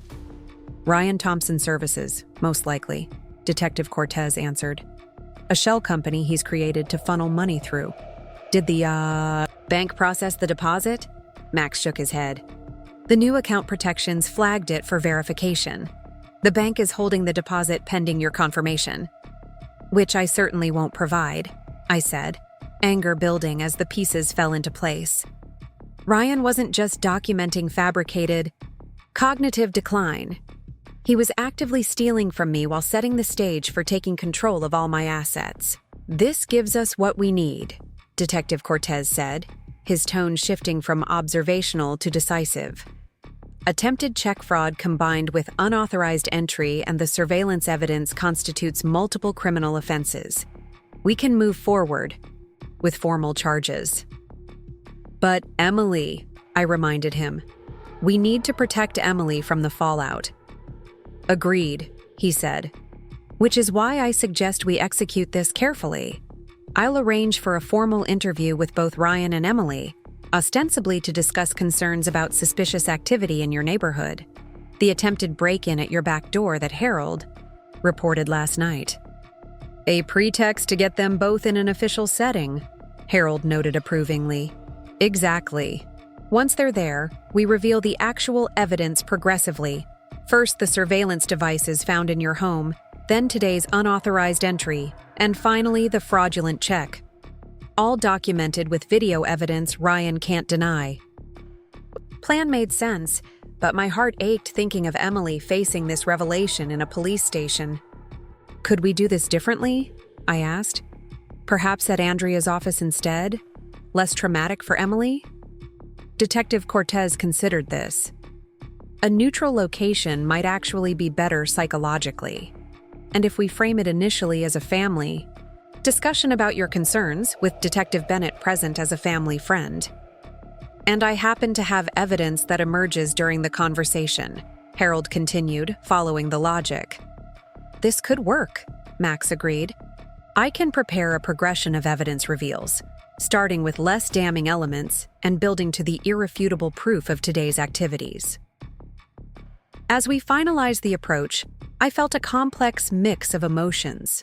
Relief that Ryan's scheme was finally documented beyond any reasonable doubt. Determination to protect my assets and autonomy from his manipulation. But most of all, heartache for my daughter, whose world was about to shatter when she learned the truth about her husband. How soon? I asked, referring to our planned confrontation. Tomorrow, Detective Cortez suggested. While today's events are fresh and before Ryan can take any additional steps, I'll coordinate with Andrea to use her office as neutral ground. As we prepared to leave the surveillance van, Max handed me a small device. A personal panic button, linked directly to our security team and Detective Cortez. Keep it with you until this is resolved. The implication was clear. Ryan, once cornered, might become unpredictable. The charm that had fooled us all might vanish when his scheme collapsed around him. Back in Harold's car, heading toward my deliberately disordered home, I found myself thinking again of Frank. How devastated he would be to see Emily married to someone capable of such calculated deception. Yet I also felt his steady presence somehow, guiding us toward resolution. "Are you ready for tomorrow?" Harold asked gently as we drove. "As ready as I can be," I replied, looking out at the familiar shoreline of Lake Washington. Emily will be heartbroken, but better heartbroken and aware than manipulated by Ryan for years to come. Tomorrow would bring the confrontation we had carefully prepared for, the moment when Ryan would discover that his perfect plan had unraveled because he had fundamentally misjudged his target. He had seen an aging widow, vulnerable and isolated. He had failed to see the determined mother, the meticulous professional, and the woman surrounded by loyal allies who had recognized his deception for exactly what it was. The stage was set, the evidence secured, the truth about to emerge. Ryan Thompson was about to learn the most expensive lesson of his life. Never underestimate a mother protecting herself and her daughter from deception, no matter how cleverly executed that deception might be. Andrea's downtown office felt different today, transformed from a place of legal strategy to the stage for our carefully orchestrated revelation. The conference room had been arranged thoughtfully. A round table, to eliminate power positions, comfortable chairs spaced evenly, water carafes and glasses at each setting. The large monitor on the wall remained dark for now, concealing the evidence it would soon display. I arrived 90 minutes early to review our approach with the team. Andrea had cleared her schedule, canceling other appointments to focus exclusively on this delicate confrontation. Harold came next, bringing additional security footage transferred to a protected server that couldn't be altered or deleted. Dr. Reed arrived shortly after, her presence essential for managing the psychological impact on Emily. Detective Cortez would join us later, initially in an unofficial capacity, but prepared to shift to his formal role if necessary. "How are you feeling?" Andrea asked as we waited for Max to complete the technical setup. "Resolute," I answered honestly. "Sad for Emily, but certain this is necessary." "Ryan confirmed they'll be here at 11, Harold reported, checking his phone. "The pretext worked. He believes this is a family meeting about your concerns and some suspicious activity in the neighborhood." "Emily suspects nothing?" I asked, the weight of what we were about to do settling heavily on my shoulders. "Nothing," Harold confirmed. "Ryan told her this was about additional security measures for your home, given the recent attempted break-in." The irony of using Ryan's own fabricated concern about my security as the pretext to expose his deception wasn't lost on any of us. Max finished his preparations, testing the display system one final time. "Everything's ready. I've arranged the evidence chronologically, starting with the surveillance devices found in your home, progressing to the calendar manipulation, then yesterday's unauthorized entry and check theft. Each revelation builds on the previous one, making it increasingly difficult for Ryan to explain away." Dr. Reed reviewed her notes, preparing for Emily's potential reactions. "Remember, when Emily begins to understand what's happening, she'll likely experience shock, denial, then possibly anger, which could be directed at Ryan, at you for exposing this, or at herself for not seeing it. We need to give her space for these reactions while keeping the focus on the evidence itself." "And if Ryan becomes confrontational?" I asked, conscious of the panic button still in my pocket. "Detective Cortez and I will handle that," Harold assured me. "But I don't expect physical aggression. Men like Ryan typically resort to denial, deflection, or attempts to discredit the accusers. He'll try to paint you as paranoid, likely claiming this elaborate evidence collection proves your mental instability rather than his deception." At 10:55, the elevator chime announced an arrival. Through Andrea's glass-walled reception area, I saw Emily first, my beautiful daughter in a navy blazer over a cream blouse, her expression curious but unconcerned. Ryan followed, impeccably dressed in a charcoal suit, his practiced smile firmly in place. They looked like any successful, young professional couple arriving for a routine meeting. The contrast between that ordinary appearance and the extraordinary deception we were about to reveal made my heart ache. Andrea greeted them warmly, giving no indication of what was to come. "Emily, Ryan, thank you for coming. Margaret's just inside with Harold and a few others who are helping us review some security concerns." Emily hugged me as they entered the conference room. "Mom, Andrea said there was another attempted break-in? Why didn't you call me right away?" "There's a lot to discuss, sweetheart," I said, returning her embrace while meeting Ryan's eyes, over her shoulder. Did I imagine the flicker of unease in his expression? Had something in my tone or posture alerted him that this meeting wasn't what he expected? If so, he recovered quickly, extending his hand to Harold with practiced cordiality. "Harold, good to see you again. Margaret mentioned you've been helping with some security recommendations."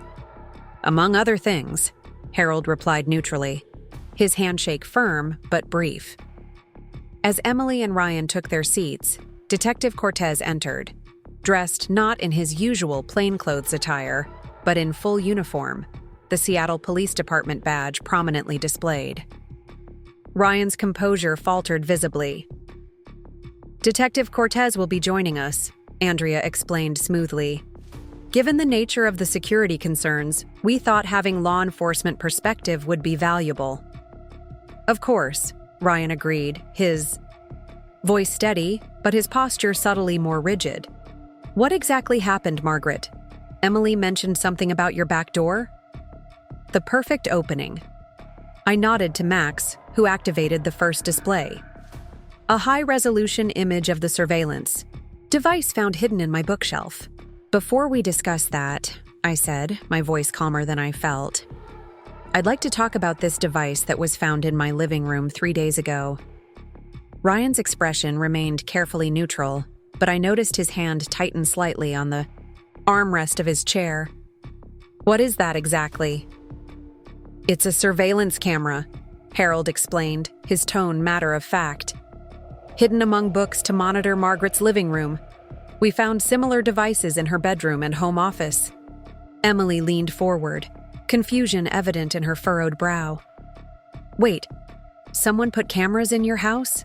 When did this happen? Why didn't you tell me?" "That's what we're here to discuss," I said gently, watching Ryan rather than Emily. "When Max's security team swept my home, they found multiple surveillance devices, spyware on my computer and phone, and evidence that someone had been accessing my personal files and calendar." Max advanced to the next slide, showing the spyware interface and data logs. This software was transmitting Mrs. Wilson's emails, browsing history, and keystrokes to an external account. Emily looked genuinely disturbed. "This is serious, Mom. No wonder you wanted to meet with everyone." She turned to Detective Cortez. "Do you know who did this? Is it related to the break-in attempt?" Before Cortez could answer, Andrea intervened smoothly. "Actually, Emily, we know exactly who installed these devices. We have video evidence." She nodded to Max, who cued the next display. Security footage showing Ryan entering my home through the back door 3 weeks earlier, carefully placing the camera in my bookshelf. The silence that followed was absolute. Emily stared at the screen, then at Ryan, her expression shifting from confusion to disbelief. That can't be right. Ryan wouldn't." She trailed off, looking to her husband for the denial she clearly expected. Ryan's response was immediate and well-practiced. "This isn't what it looks like," he said, his voice conveying perfect concern. "Margaret, I'm so sorry. I should have told you. I was worried about you living alone, especially after you started showing signs of confusion. The cameras were for your safety, to make sure you were okay when no one was there." A plausible explanation, delivered with convincing sincerity. Had we not accumulated overwhelming evidence of his true intentions, it might even have seemed reasonable. "For my safety," I repeated, my tone neutral. "And the spyware on my computer and phone? Also for my safety?" Ryan shifted strategies seamlessly. "Emily and I were concerned about your memory lapses, the missed appointments, the disorganization we've been noticing. We were trying to understand if you were having trouble managing your affairs." "What missed appointments, Ryan?" I asked, quietly. "The dinner plans you forgot last month," he replied without hesitation. "The book club meeting you mixed up, Dr. Kaplan's appointments." Max advanced to the next slide, a close-up of my wall calendar showing the forged dinner appointment entry, alongside a handwriting analysis confirming it wasn't my writing. "You mean this dinner appointment?" I asked. "The one written in my calendar and handwriting that appears to be mine but isn't?" Emily leaned closer to the screen, confusion deepening. I don't understand. Ryan told me Mom forgot our dinner plans at Barolo. He said he'd confirmed it with her earlier that week. There were no dinner plans, Emily, I said gently. Ryan created that entry in my calendar and several others to make it appear I was forgetting appointments. He told you I was confused or forgetful, then manufactured evidence to support that claim. Ryan's expression hardened slightly, but his voice remained measured. Margaret, this is exactly the paranoid thinking we've been worried about. Emily, your mother is taking normal memory glitches and constructing elaborate conspiracy theories around them. Emily looked between us, clearly torn. Mom, that doesn't make sense. Why would Ryan do something like that? For control of my assets, I replied simply, particularly the lake house property.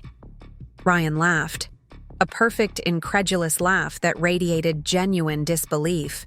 This is absurd. Emily, your mother needs help, not accusations. I've only ever tried to support her. It was time for our most damning evidence. I nodded to Max, who played the video from yesterday. Ryan using a key to enter my home during my supposed doctor's appointment, methodically rearranging items throughout the house, and finally removing a check from my checkbook. Emily's hand went to her mouth as she watched, her eyes wide with growing horror. Ryan, what are you doing in Mom's house when she's not home? Where did you get a key? And what happened to the check you removed from my checkbook? I added quietly. Ryan's composure finally began to crack. He glanced at Detective Cortez, then at the door, measuring his options. I was checking on things while Margaret was at her appointment. She's been leaving burners on, forgetting to lock doors. As for the check, I was helping organize her finances. Max displayed the final piece of evidence, the bank record showing the attempted deposit of the stolen check for $25,000 to RTS Consulting, along with corporate registration documents showing Ryan as the sole owner of the company. You tried to deposit my check to your own company without my knowledge or consent, I stated, no longer a question but a simple fact. Just as you planted surveillance in my home without consent, accessed my computer without consent, and entered my house without consent, all while telling Emily I was becoming confused and forgetful. Emily stood abruptly, her chair rolling backward. Ryan, tell me this isn't true. Tell me there's an explanation. The practiced charm slipped entirely from Ryan's face, replaced by cold calculation. Emily, your mother has clearly been planning this ambush for weeks. Think about it: secret meetings, private investigators, all this elaborate evidence gathering. Does this seem like the behavior of someone thinking clearly? Or someone with paranoid delusions constructing a case against family members trying to help her? It was the response Dr. Reed had predicted, attempting to use our very preparation against us, framing my evidence collection as proof of my supposed paranoia rather than his deception. Before Emily could respond, Detective Cortez intervened. Mr. Thompson, are you denying that you entered Mrs. Wilson's home yesterday without her knowledge during a medical appointment that, our investigation confirms, never actually existed? Ryan's eyes narrowed slightly. I had legitimate concerns about Margaret's welfare. And the check for $25,000 made out to your company? Cortez pressed. A simple misunderstanding. I was helping organize her finances. Emily had moved away from the table, standing now with her arms wrapped around herself. The appointment, she said quietly. You told me Mom had an appointment with Dr. Kaplan. You said his office had confirmed it. She did, Ryan insisted. She must have forgotten. I shook my head. I've never been a patient of Dr. Kaplan's, Emily. He doesn't exist, at least not as my physician. Dr. Reed, who had remained silent until now, spoke gently. Emily, what you're experiencing is a natural shock response to discovering deception from someone you trust. It's important that you understand you've done nothing wrong. You believed information that was presented to you by your husband as truth. You've been documenting Mom's supposed confusion, Emily said, looking directly at Ryan now, her voice strengthening. That list you asked me to keep, Mom, concerning incidents. Every one of those incidents came from you, didn't they? Things you said she did or said or forgot. Ryan's strategy shifted again, his expression softening as he stood and moved toward Emily. Sweetheart, your mother has clearly convinced herself of this narrative. Yes, I've been concerned about her. Yes, I've tried to monitor her welfare. That doesn't make me some villain orchestrating an elaborate plot. The stolen check makes you exactly that, Harold observed dryly. I was safeguarding it, Ryan countered without missing a beat. Margaret has been making concerning financial decisions lately. Emily stepped back from his approach. Stop it. Ryan, just stop.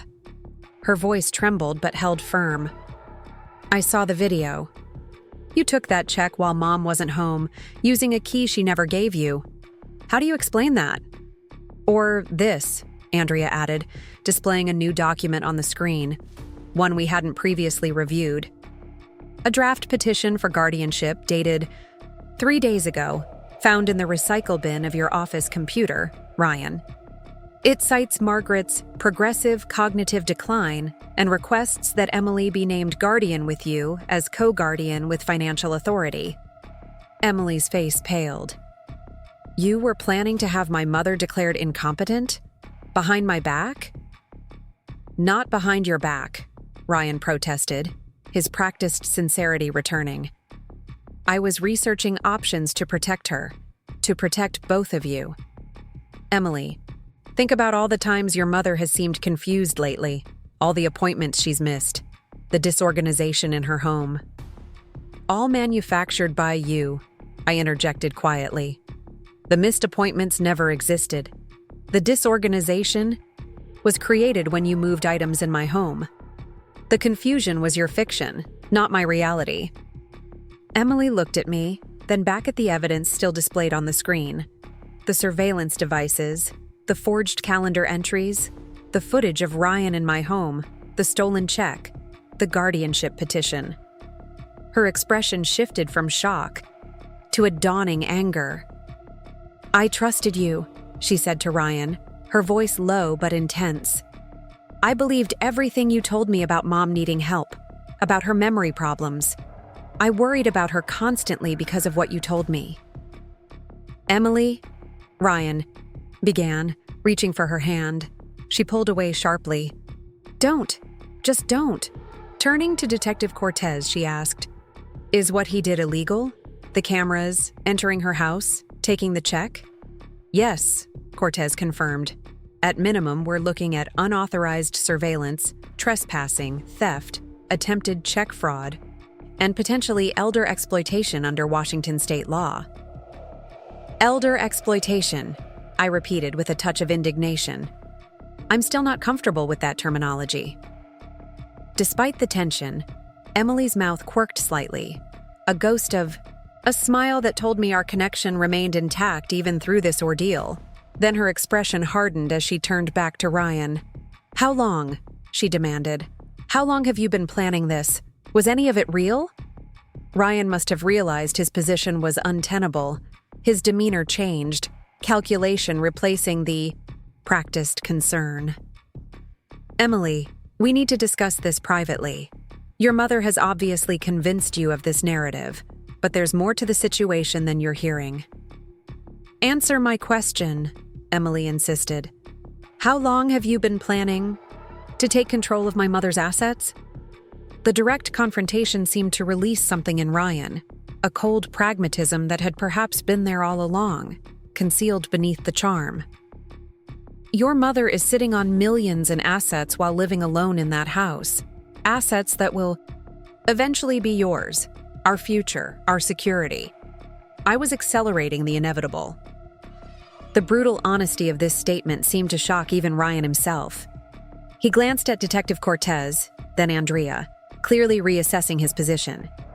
Emily stepped further away from him, her expression one of dawning comprehension.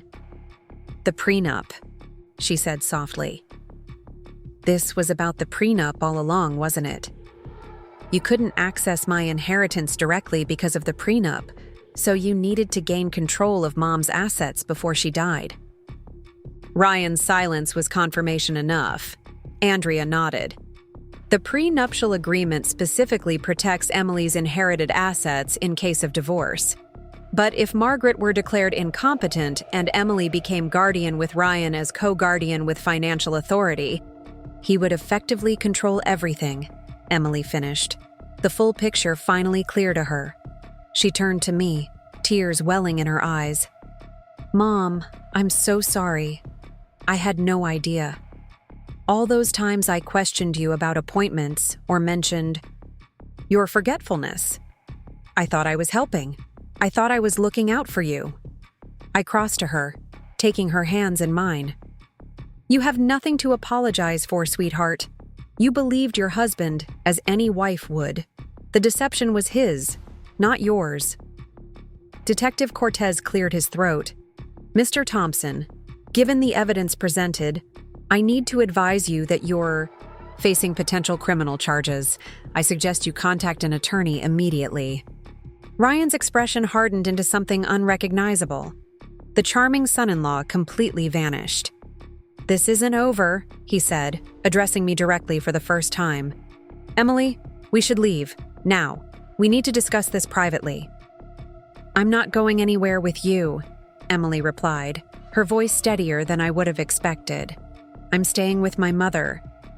"I don't think you understand the implications of what you're doing," Ryan said, his tone carrying a subtle threat.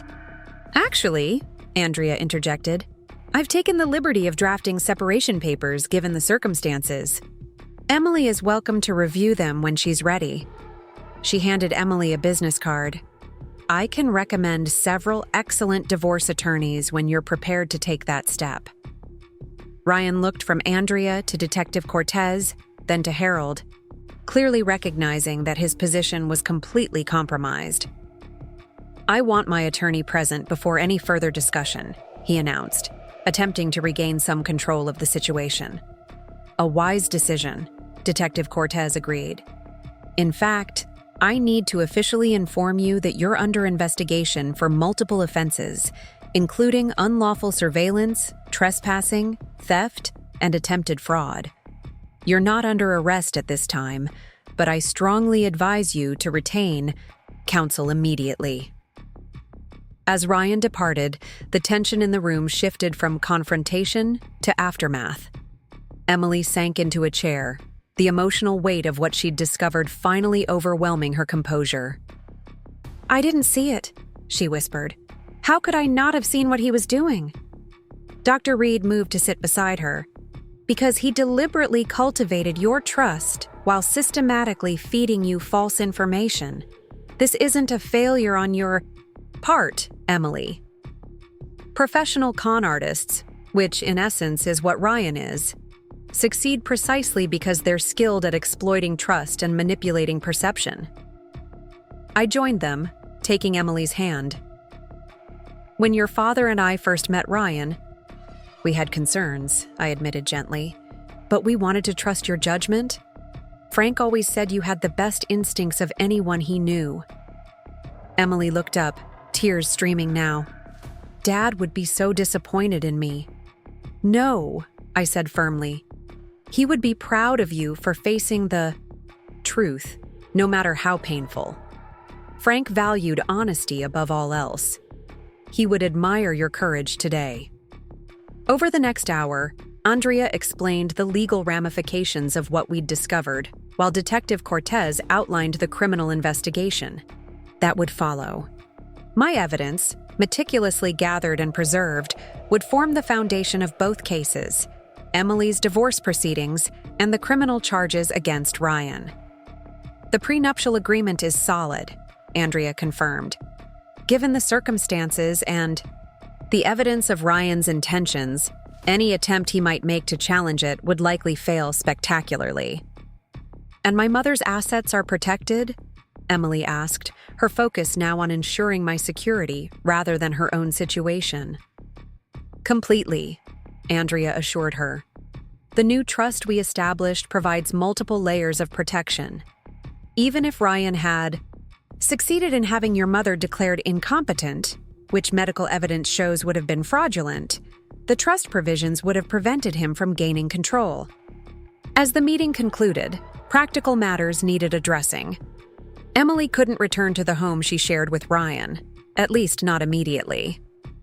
"You'll stay with me," I said, the decision automatic and unquestionable. "The lake house has plenty of room." Emily nodded, exhaustion evident in her posture. "I need to get some things from the house." "Not alone," Harold cautioned. "Ryan may be unpredictable now that his scheme has collapsed. Detective Cortez and I will accompany you."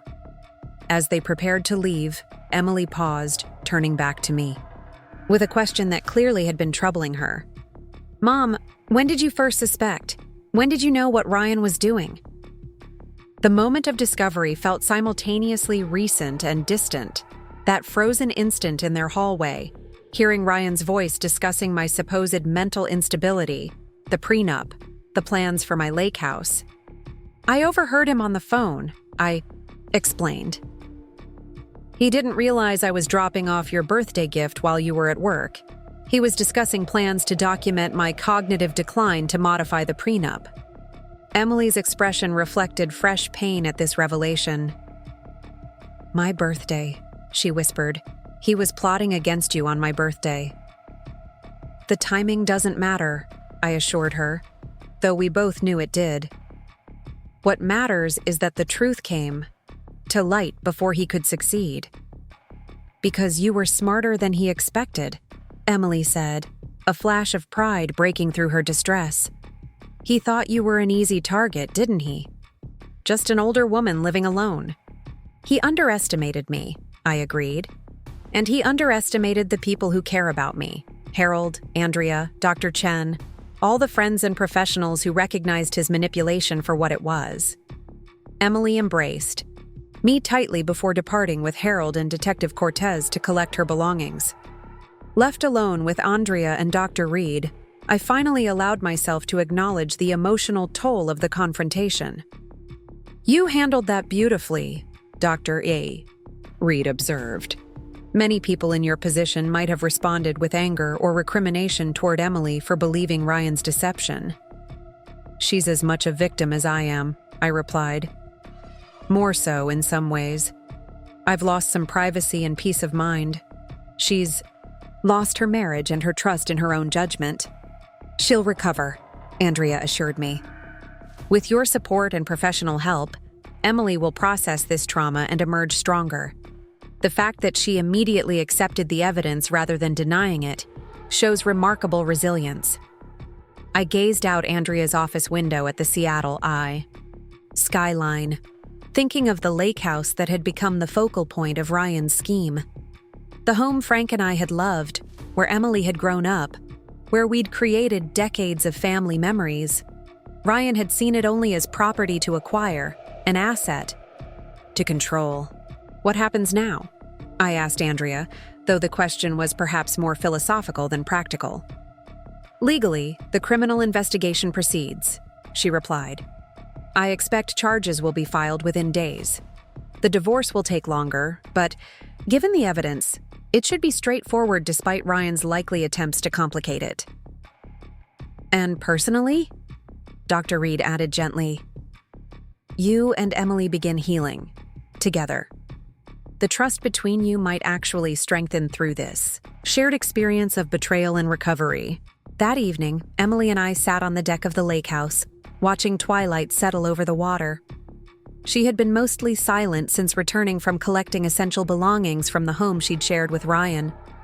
Detective Cortez reported that Ryan had been there, coldly pragmatic as Emily packed, maintaining that everything had been a misunderstanding, while simultaneously asking his attorney about plea possibilities in hushed phone conversations.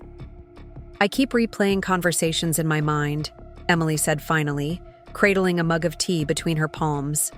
"All the times Ryan mentioned your forgetfulness or confusion. How he'd say things like, 'Remember, your mom mixed up those dinner plans last week,' or 'We need to check on her more often. She left the stove on yesterday.' None of it was true, was it?" None of it, I confirmed gently. But you had no reason to doubt him. He was your husband, and he presented his concerns as coming from a place of care. I should have questioned it, she insisted, especially when it didn't match the mother I've known all my life. You've always been so organized, so sharp. Dad used to joke that you remembered details better than his law partners. I smiled at the memory. Frank had indeed often marveled at my recall for details honed through decades of court reporting. Ryan counted on your trust, I reminded her, and on the natural concern any daughter would have for an aging parent. I'm so angry, Emily admitted, tears welling again. At him, but also at myself for being so completely fooled.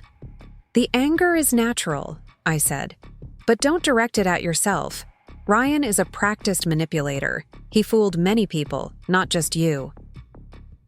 We sat in companionable silence as darkness fell completely, the lights from homes across the lake reflecting on the water. Tomorrow would bring practical challenges: Emily's leave of absence from work, meetings with her divorce attorney, my formal statement for Detective Cortez's investigation. But tonight was for beginning to process what had happened, for the first tentative steps toward healing. Do you think Dad somehow knew? Emily asked suddenly. Is that why he insisted on the prenup? I considered this, remembering Frank's uncharacteristic firmness about the prenuptial agreement.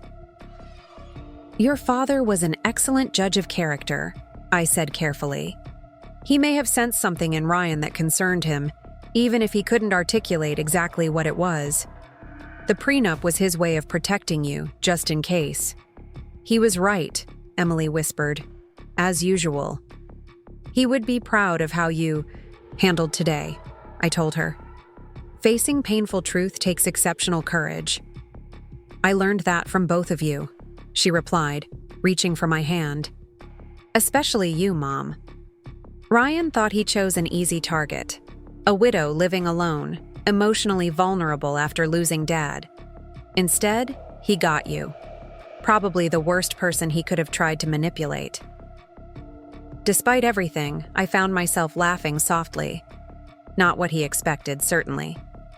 The recording device in your purse, Emily said, shaking her head in wonder. You heard him that day in our house, and instead of confronting him immediately, you documented everything. Built your case methodically. That's just so... You, Mom. Court reporting teaches patience and thoroughness, I replied. And your father taught me the value of comprehensive evidence. Never confront without documentation, he always said.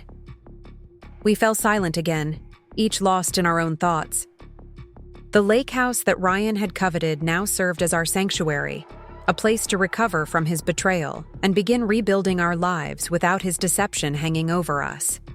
In the coming weeks, there would be formal charges filed, divorce proceedings initiated, and therapeutic healing to pursue.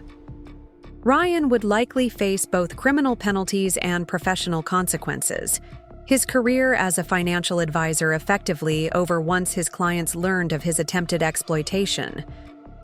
But tonight, sitting beside my daughter as the gentle sounds of the lake surrounded us, I felt an unexpected sense of peace mingled with the lingering anger and hurt. Ryan had violated my home, attempted to manipulate my daughter, and tried to steal my autonomy and assets. Yet in doing so, he had ultimately strengthened the bond between Emily and me, revealing the truth about himself before he could cause even greater damage. Mom? Emily's voice broke into my thoughts. Thank you for fighting for both of us, for not giving up even when it would have been easier. I squeezed her hand gently. That's what mothers do, sweetheart. We protect what matters most, our children, our dignity, our truth. As stars appeared above Lake Washington, I thought again of Frank and the life we'd built together. How proud he would be of our daughter's courage in facing painful truth. How satisfied he would be knowing his intuition about Ryan had been correct, and that the prenuptial agreement he'd insisted upon had protected Emily's future. Ryan had seen me as mentally unstable, a fiction he created to serve his purposes. What he had failed to see was the strength that comes from experience, from loss, from rebuilding one's life after heartbreak. He had underestimated not just me, but the power of family bonds and friendship networks that can't be deceived for long. In the end, Ryan's carefully constructed scheme had collapsed not because of a single mistake, but because he had fundamentally misunderstood his target. He had seen vulnerability where there was resilience, isolation where there was community, confusion where there was clarity. Most fatally of all, he had never considered that his supposedly mentally unstable mother-in-law might be recording his every deceptive word, methodically documenting his manipulation for the moment when truth would finally prevail. Up next, you've got 2 more standout stories right on your screen. If this one hit the mark, you won't want to pass these up. Just click and check them out.